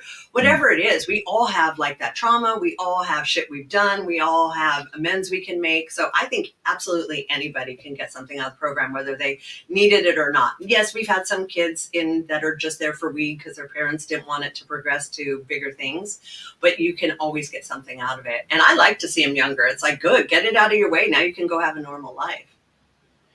Did you see this thing about babies being drug tested in New York City? What they've done? Ugh, no. Why? So I'm basically they were when babies were I guess when babies were born, or I don't know if they tested the babies or the moms, probably the moms. They would test the moms in New York City when they would go into the hospital, and if they found drugs in your system, they would report you to Child Protective Services, right? Mm-hmm. But there was a relative to the population based on skin color, more people with darker skin were being found with drugs in their system, so they were getting CPS called on them more. Mm-hmm. So the solution, somehow that was considered racist, even though I can't, for the life of me, I can't get my head fucking wrapped around how that's racist. But so what the solution was is they've decided to stop testing the moms. Oh. So Then they don't have to handle the problem. Yeah. Perfect. Yeah. So now, in the guise of supposedly helping people with darker skin, the babies are being sent home with moms who are drug addicts. Yeah. I'm just not even surprised. Like, it doesn't. You can't even get your head wrapped. whatsoever. So you can't get your head wrapped around that, right? I'm not No. thinking wrong. That's child abuse in the name of, like, it's supposed to help, I guess, black people, but all I hear is at the end game they get hurt. Black Right. babies get hurt. And because people don't care enough to say or do something about it, they're more worried about the perception of being a racist. So let's swing the pendulum to the other direction where we're not going to help them at all. But see, aren't we the good guys? Like, we're just letting them be. I'm not racist. I'm not racist, but I managed to not be racist by babies being victims, by hurting babies. Right. Yeah. Yeah, it's fucking. It's a, what is if you're born, are you basically, can you be born a drug addict? You can, right? If you're. Well, I think if you're legitimately have Like if you're drugs coursing through your body, you are born a drug addict. But I think that's such a small part of the population. For a lot of people to say, oh, it's, part of my genes. It's like very few people are born addicts, I would assume. But maybe with this, maybe a lot more of them will be. Apparently that's acceptable these days. How does someone pay to go to Elevate? Let's say I'm like, man, after I do the show with you, I'm like, babe, I need to go. How would I do that? We accept insurance. We're in network with Blue Cross. The majority of the policies, I won't say all of them because there's a gazillion offshoots of it, but we are in network with Blue Cross, United, several ones like that. So a lot of people use insurance. Other people who don't have insurance, their families will pay cash or they'll pay cash. I recently just opened up the Elevate Foundation where I'm going to accept donations for write-offs so we can supplement scholarship money for people who are able to, like, say, come up with half but not the whole thing. We'll have that foundation in place to sort of supplement that, for worthy people that also have skin in the game. Because if you just give people stuff, they're not going to appreciate it. There's got to be some sort of exchange. There's got to be some skin in the game for them to take it seriously and want to get something out of it. Is it ever like in the movies where a van pulls up and it's like a dad and he opens the door and he goes, "Get out," and yes. And it is like that. Yes, we've had those, and because you know how we are up in the mountains, let me tell you, it kind of creeps people out if that's at nighttime. Yes. Yeah.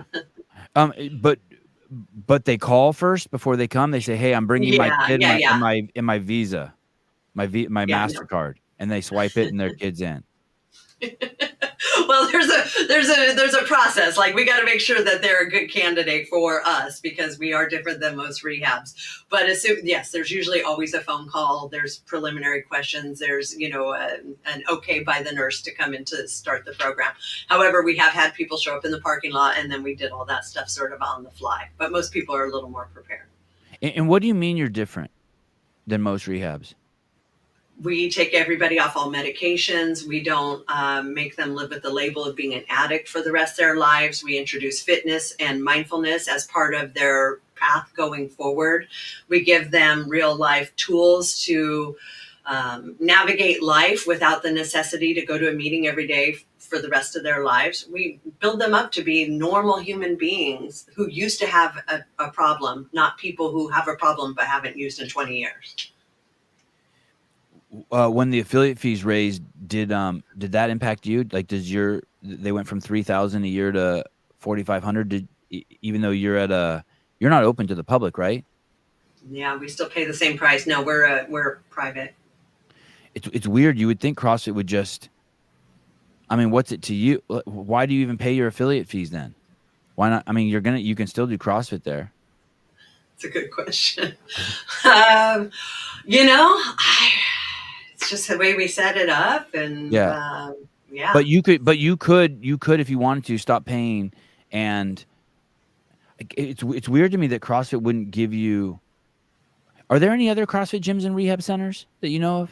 Affiliates? In the rehab, I feel like I'm the only one. I know, like we talked about the guy in I forget what state. Like Yeah, he has a yeah. gym, and the addicts will come over there. But I'm pretty sure we're the only ones with the gym on property that we use.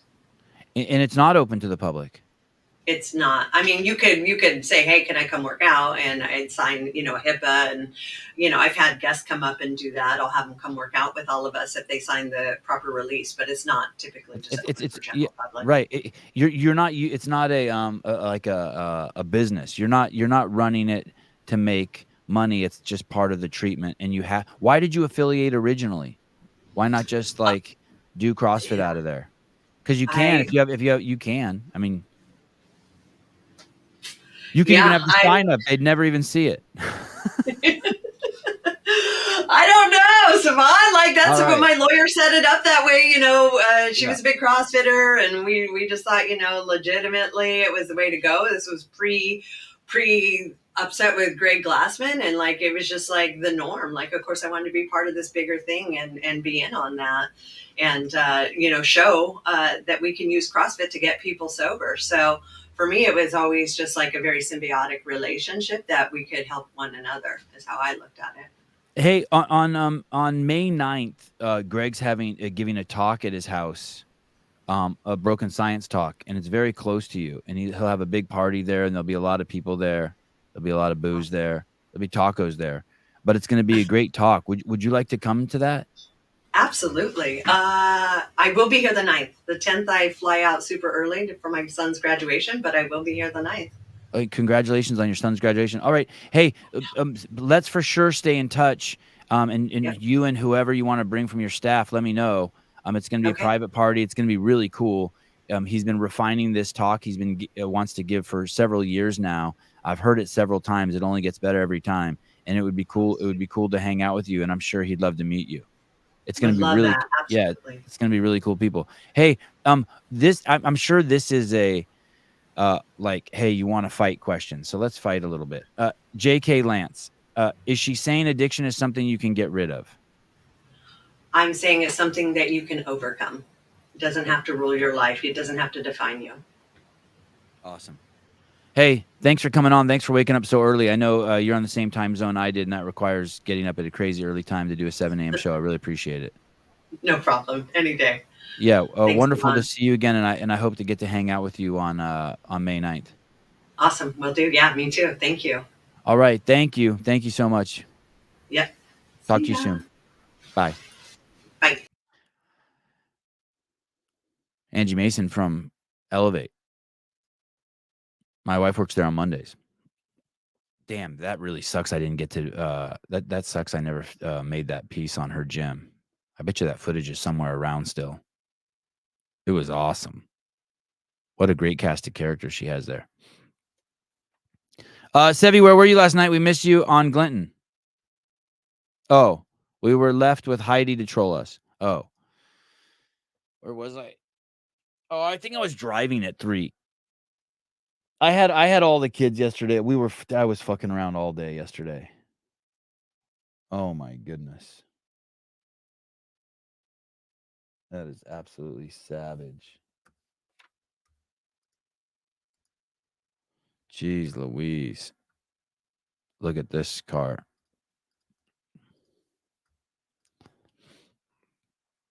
How excited are you guys for Saturday? Am I the only one Saturday at 10 a.m. who's so excited? Wow, this car is crazy. This is like some Mad Max shit. Oh, it says Apocalypse on the windshield. God, what a scene it would be to drive this. Built and ready to ship Apocalypse Super Truck 4x4, 2023. Thing is ridiculous. Jeez.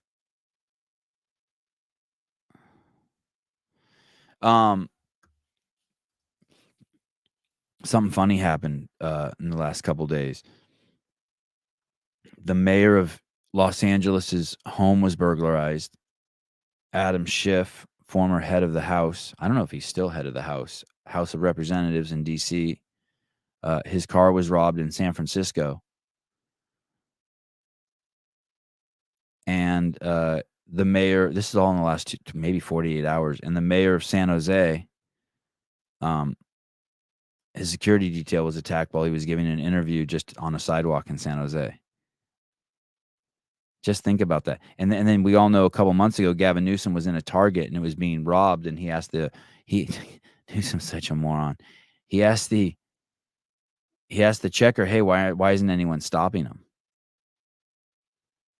And they're like, "Because you made this legal." And Gavin's like, "I didn't make it legal. That law was passed in 2014 not to press charges on people with who steal less than $950 and it'll only be a misdemeanor." And it's like, "Hey, fucknut. You've made it so that the DAs the prosecutor's offices aren't prosecuting criminals, you fucking moron. Racist douche." It's crazy. Oh, damn, that's what I meant to ask Angie. I anyone who uses the word homeless, I want to fucking punch them in the face. I hate that word. It's like, dude, they're drug addicts and fucking crooks. That's just how you have to look at them.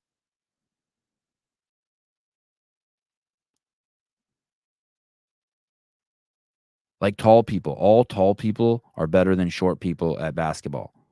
And you're like, well, not all. Well, enough. It's fine. You can say it.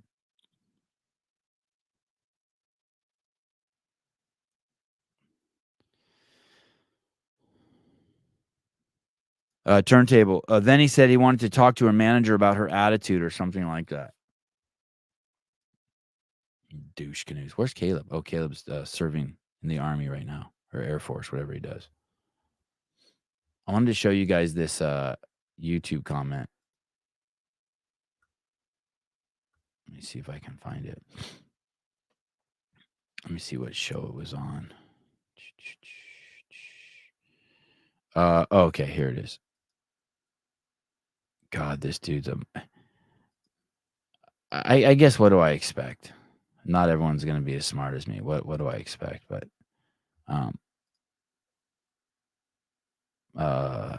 okay, here. Wait, how do I go to the video? View on YouTube. Oh, here it is. Okay. I think this is from the show I did yesterday with Caleb.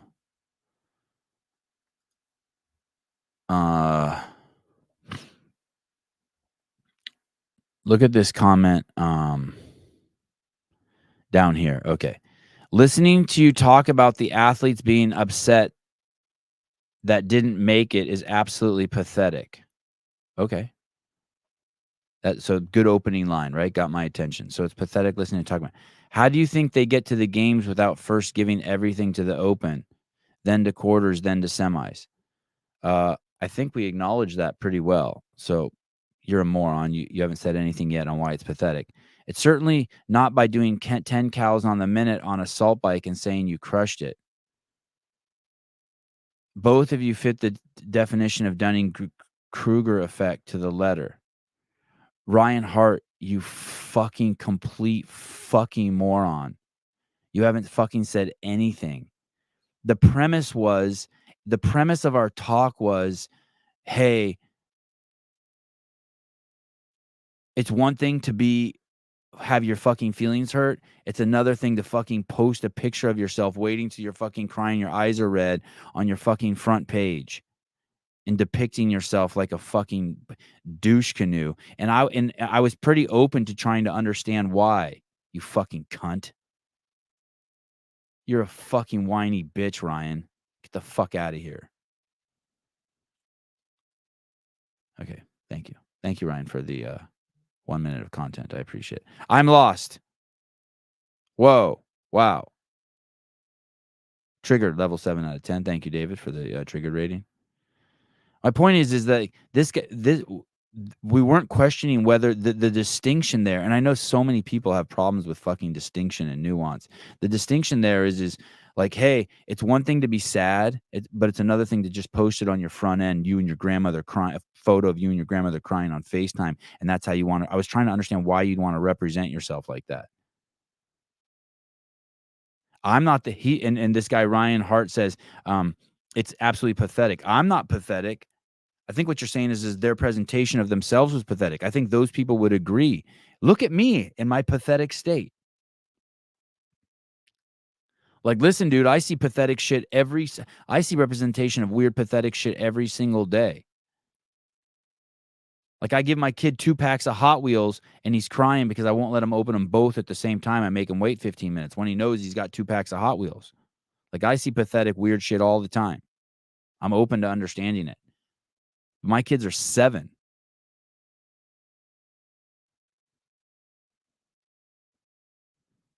Your workout's pathetic. Yeah, my workout is pathetic. I agree. I agree with that too.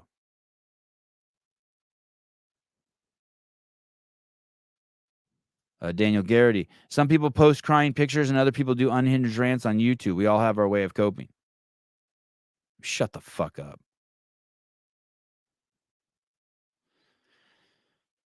This better be good, Trish. Once I was a small girl, I missed my stop on the bus. I had to walk 2 miles down a country lane to get back to my family's home. I cried the first mile and found beauty in the second mile. Thank you. That's beautiful.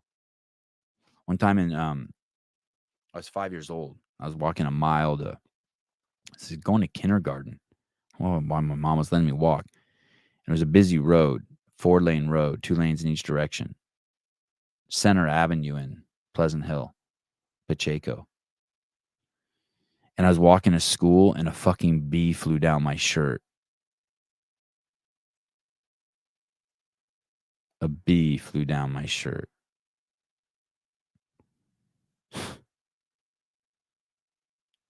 And I was really traumatized.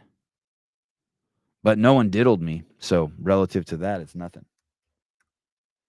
Jim Broski. Hi.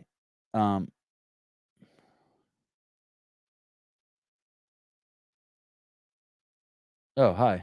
Good to see you.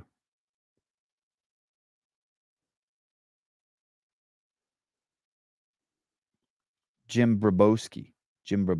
I probably don't have his name spelled right in my contacts. There are 4 people in my office staring at my screen right now, asking why is this guy so mad? Dude, if you think that I'm even a tiny bit mad, you have a fucking emotional IQ of a fucking midget. Not in the clinical terms, midget.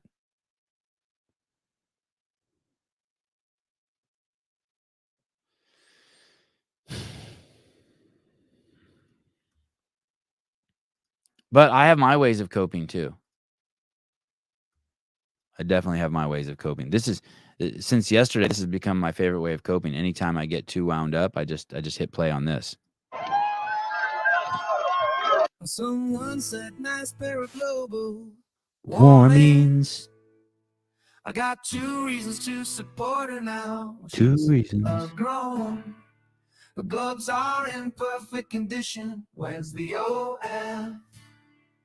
She's 21 now, right? Check them cannons. Check them cannons. She loves being manhandled. 2 big reasons for global warming. She's a big active part of the elitists.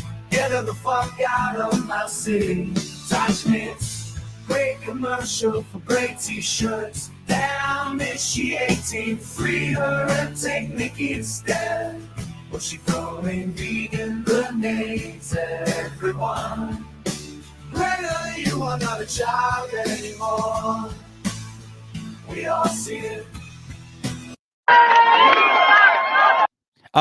So this package came in the mail to my house, and it was from Amazon. And obviously no one from my house ordered it, and it was like a little kid's makeup kit, like a little girl's makeup kit, like some just cheese dick, makeup kit. And it looked like it'd been made in China or somewhere, some Asian country, right? It had writing on it, and I couldn't understand the writing. And my boys are on the same circuit. Like, we have these close family friends with these this family that has these two Japanese girls, prodigies, fucking nuts. I didn't even believe there were prodigies till I saw these girls. Like, my kids are fucking amazing. These kids, I don't really understand how it works. Maybe it's just Japanese kids. And Italian, 50-50. Italian, Japanese, nuts. The Japanese gene, though, is strong, man. Well, fucking basically wiped out the dude's Italian genes. Anyway, really beautiful, exotic, crazy talented kids. I want to say the kids are 6 and 9 or something. Basically, right, a little bit younger than my youngest and a little younger than my oldest.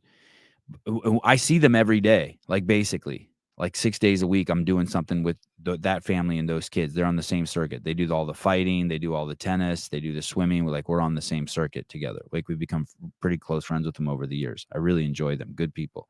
Easy. Like, I don't feel obligated to talk to them or anything. Just sit down next to the guy, hug him, and then just like sit there. Anyway, so this, and my boys love their girls. And so this makeup kit came, and my youngest boy really likes their youngest daughter, like, a lot. And she really likes him, and they spend so much time together. And they're both probably the two best fighters for their age, like, anywhere around here. And so they work out a lot together, and they work out on technique together, and they do a lot of time together. So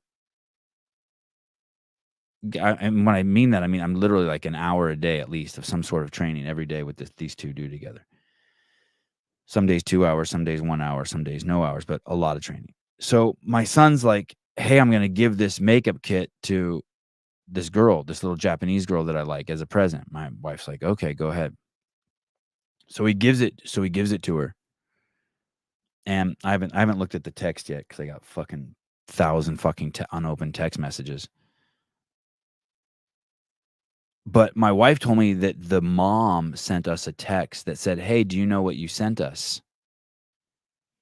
And my wife's like, "Yeah, makeup. Do you know what Ari gave our daughter?" And she goes, "Yeah, a little makeup kit." And like I told you, it's some Asian writing. You know what I mean? Like weird symbols and shit on the side. She goes, "No, this isn't necessarily a makeup kit. This is a kit to make Asian girls look like white girls. It's a makeup kit with tape, so you can tape if you're Asian, you can tape your eyes open."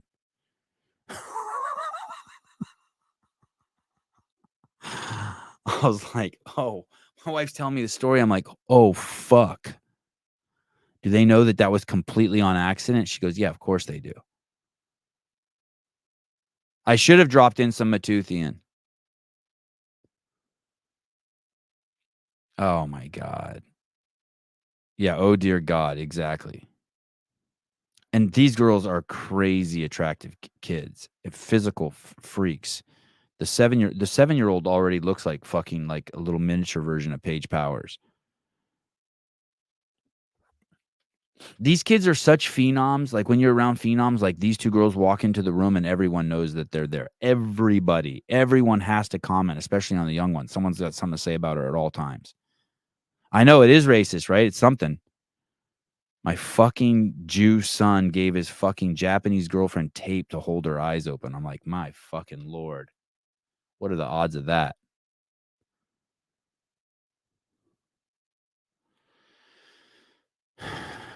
Yeah, John Clark, I would overthink that to fuck. Yeah, exactly. What a mess. What a mess. They're cool as shit, though, people. And they hear me. I mean, you think I go off on this show. The poor dad has to hear me go off all the fucking time.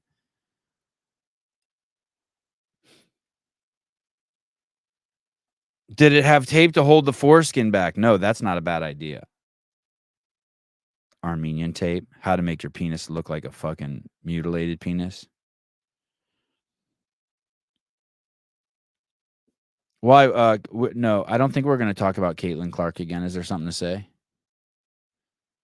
You guys want to hear that song again? What's up with Caitlin Clark? I'm trying to get Tyson Bagent to come on Saturday. Oh, it's Caitlin with the C.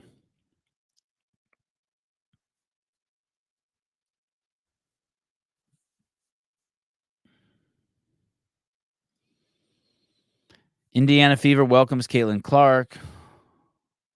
Caitlin Clark jokes she couldn't wait for WNBA draft to end. Caitlin Clark reacts to initial taste of WNBA in Fever's first practice. It's a lot faster. Caitlin Clark focused back on basketball as Fever open. Caitlin Clark's Angel Reese enjoy. No, there's nothing here.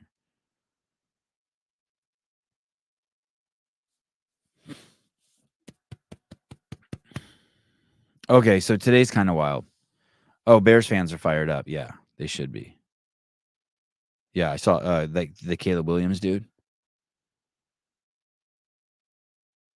My secretary at work gave the new Jewish guy a box of matzos. Oh, that's cool.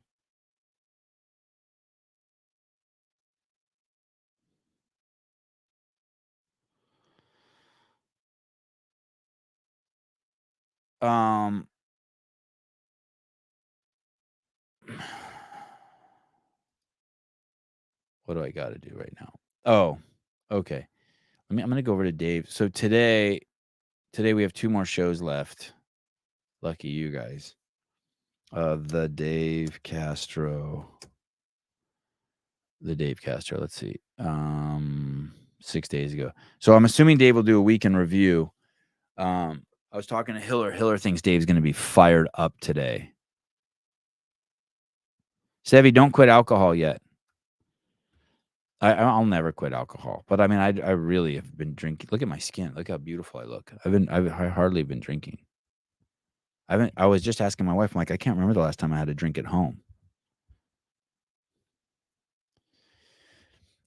Hiller thinks Dave, the weekend review is going to be gnarly.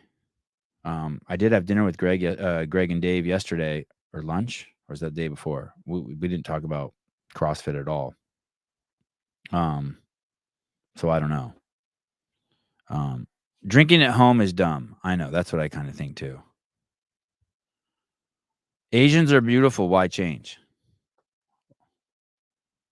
I don't know. You sound defensive, Trish.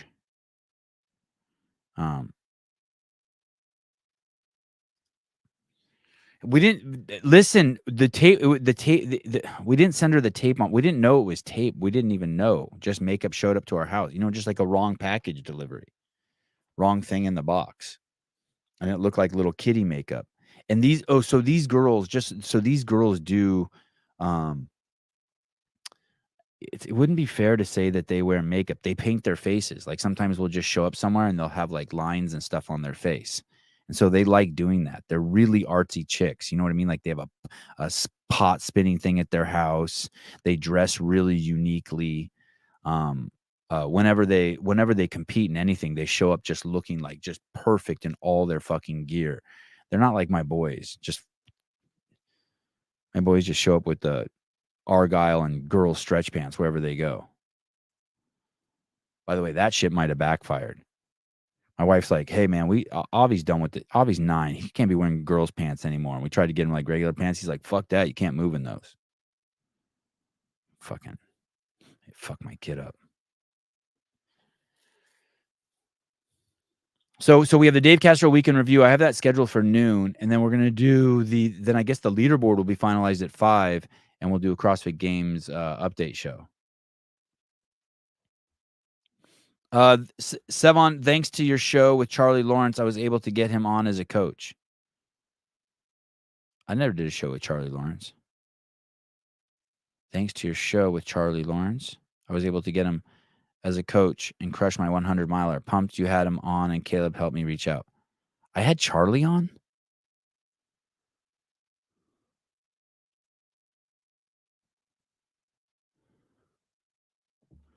I like that Sevon makes fun of tap dancing. I didn't make fun of tap dancing, fucknut.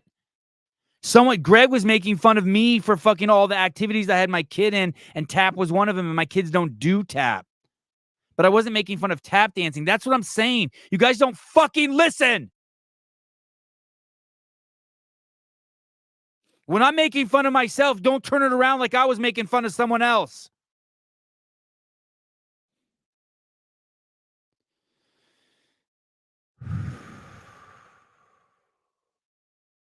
Oh, let's see what's going on over here.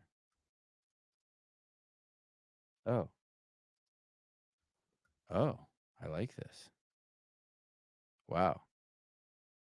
Oh, look at this. God. Look at this. I love tap dancing. My kids took tap. I bought them tap shoes. Jackhole. This Paper Street coffee's good.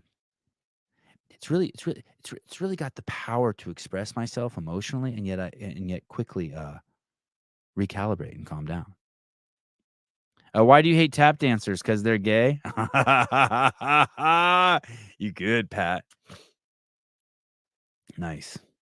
Your dig's got to be a little more subtle, but I like it. It was a little too overt. You thought I was emotionally unstable, so you could just come hard at me.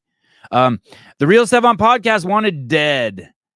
Next opportunity to kill Taylor, Saturday, May 4th, 10 a.m. You guys don't even know how titillated I am. Titillated.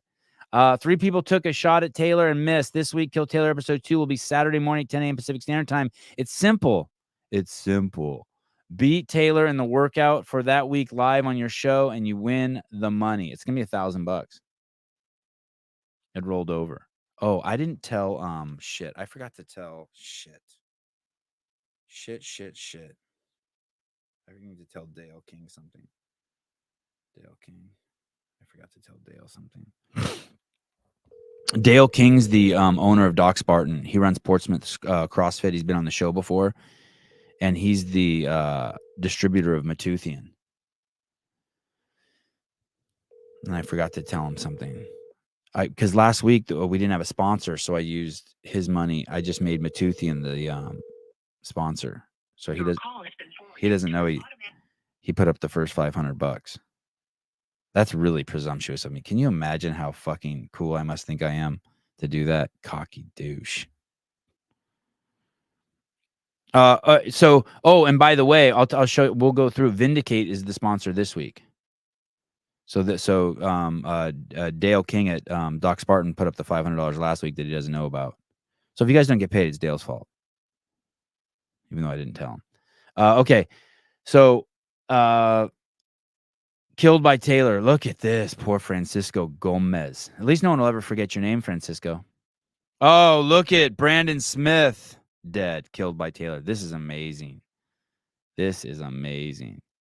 Killed by Taylor. Wow. This is that guy, Kyle. Look at his face. Doesn't even get shown. Holy shit. This is amazing. I wonder who made this post. This is crazy. This must be Will Brandstetter. The most creative man in the CrossFit space. Damn, that's good. I know, right, Judy? These are crazy. And Judy, just so you know, I love Asian people, and I love tap dancing. I think tap dancing is cool. I think Asians who tap dance are even cooler. Oh, you and Bryson made these? You made this, Augustus? Well, thank you. This is so cool.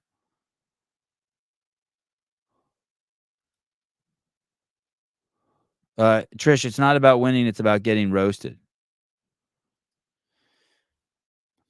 Yeah, let me see. I want to see if the Brandon Smith, he's coming back. Wow. Okay. I need the force on May the 4th to stand a chance. All right. It's going to start getting hard to get in, guys. It's going to start getting weird. Like really hard, I think.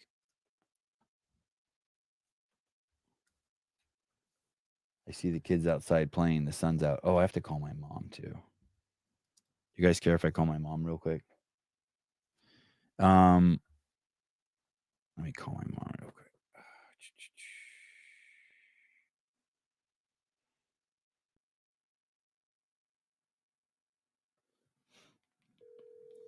Oh, you did not make the edit. Oh, yeah. So it was Will Branstetter. I'm sure it was Will.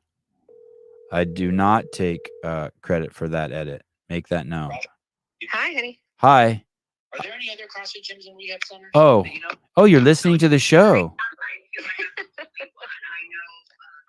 Yeah, hold on a second. Okay. Wow, I didn't know you did that. Yeah. Hey, we're live right now. I have 2 questions for you. 2 things. Oh, I'm going to breakfast with Greg in a little bit. If you want to come, you can come. where are you going? I can't tell. Silver Spur. Okay. And then the other thing is the plant beds are done. So if you want to plant with the boys, I put in all the dirt, put in the chicken wiring, so you can come over. You guys can go to Home Depot, or we can all go together and plant tomatoes and cucumbers whenever. Sounds good. All right, I love you. I'll call you after the show. I'm almost done. All right, honey. Bye. No, I love you. For fuck's sake. And the only place to get the only place to get a CEO shirt. Maybe Life is RX still sells them, but I don't know. I haven't talked to those guys in fucking a year. I talk to Travis all the time. Murph 2024 apparel for affiliates now available. That's Murph's that workout where you run and do the pull-ups and squats and stuff and push-ups. They got Crash gear. They got the new Sevon shirt. They got a Colton Mertens Iron Hog shirt. They got a Sentinel training shirt. I wonder if you just go to, I think they sell all sorts of crazy shit now. Reset joggers.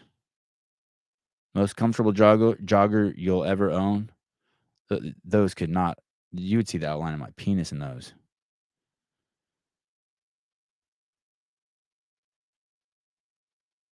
Old as fuck. I don't know what that, look at all this stuff they have here.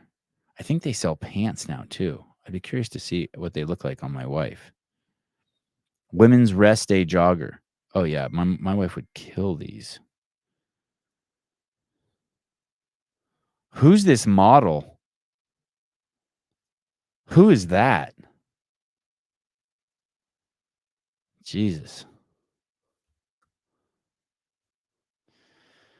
Allison asks, these truly make you comfortable in your own skin. They are compressed enough without digging into your stomach. They are squat proof and stay put. I've already ordered 2 more pair. Well, that's cool. He's got everything. He's a full-blown clothing outlet now. When did that happen? Nothing like a sports bra. Damn, I was hoping there'd be that same girl wearing it. Affiliate assets? What's this? We create quality products not just for our customers, but also for affiliates who help like-minded individuals achieve their fitness goals.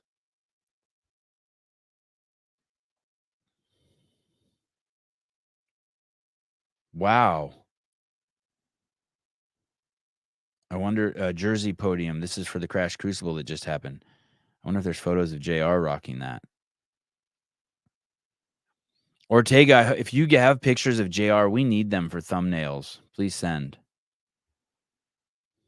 Partner apparel. Look at all these people. Barbell spin. What's he got apparel? Jesus Christ, everybody has apparel. Fluffy duck. I'd like to have Josh on the show again. I think this guy might be pretty fit. He should go against Taylor in something. One app has apparel? Holy shit. Everyone and their mom has apparel. Scale Nation, Athena's company, has apparel.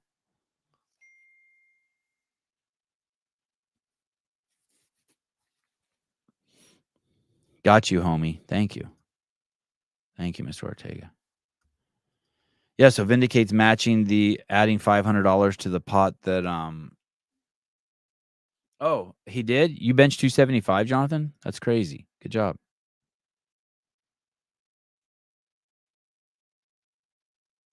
Dump truck hottie? That's a term that doesn't get used enough. Thank you, CrossFat, for bringing that up. Dump truck hotties. I think I made that term up for I think I thought Danny Spiegel should start that brand, dump truck hotties. Wow. They're making a Young Guns 3? No shit.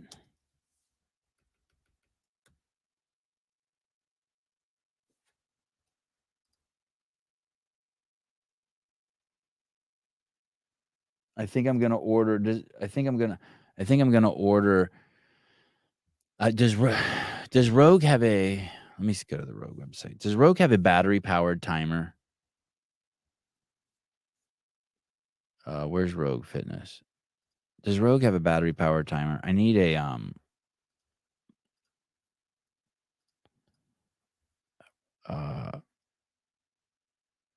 what do I do? Timer? Home timer, Gym Boss, Sonic timer. Are any of these battery powered? We need a battery powered timer. What if I put Rogue Echo Gym timer, Rogue Home? Do you think this home timer is battery operated? Oh, lithium ion battery pack. And can you get a tripod with it?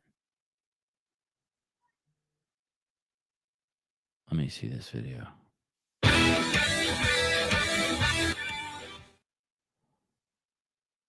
We need a. Oh shit! Did that have a timer on? Did I have a place to thread a tripod on the bottom? No. No. No. No.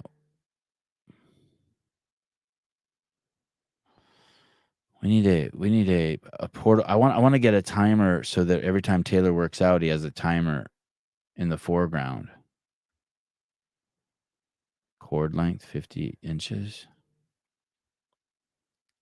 Timber Sonic timer.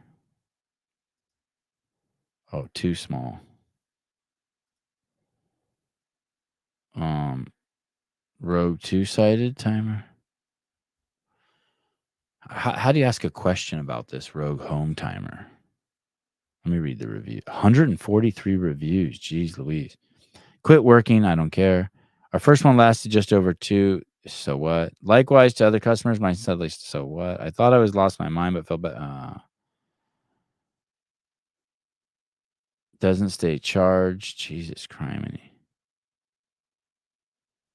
I need this, but it needs to be on a tripod.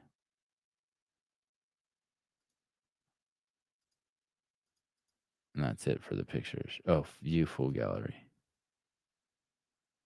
All right. Maybe I'll text Bill and Katie. What do you do? Like if your friends own Rogue, do you text them and ask them about a timer? It's like, dude, am I just being a douchebag? Because they have like fucking 20,000 SKUs and here I am. Yeah, I probably shouldn't text them.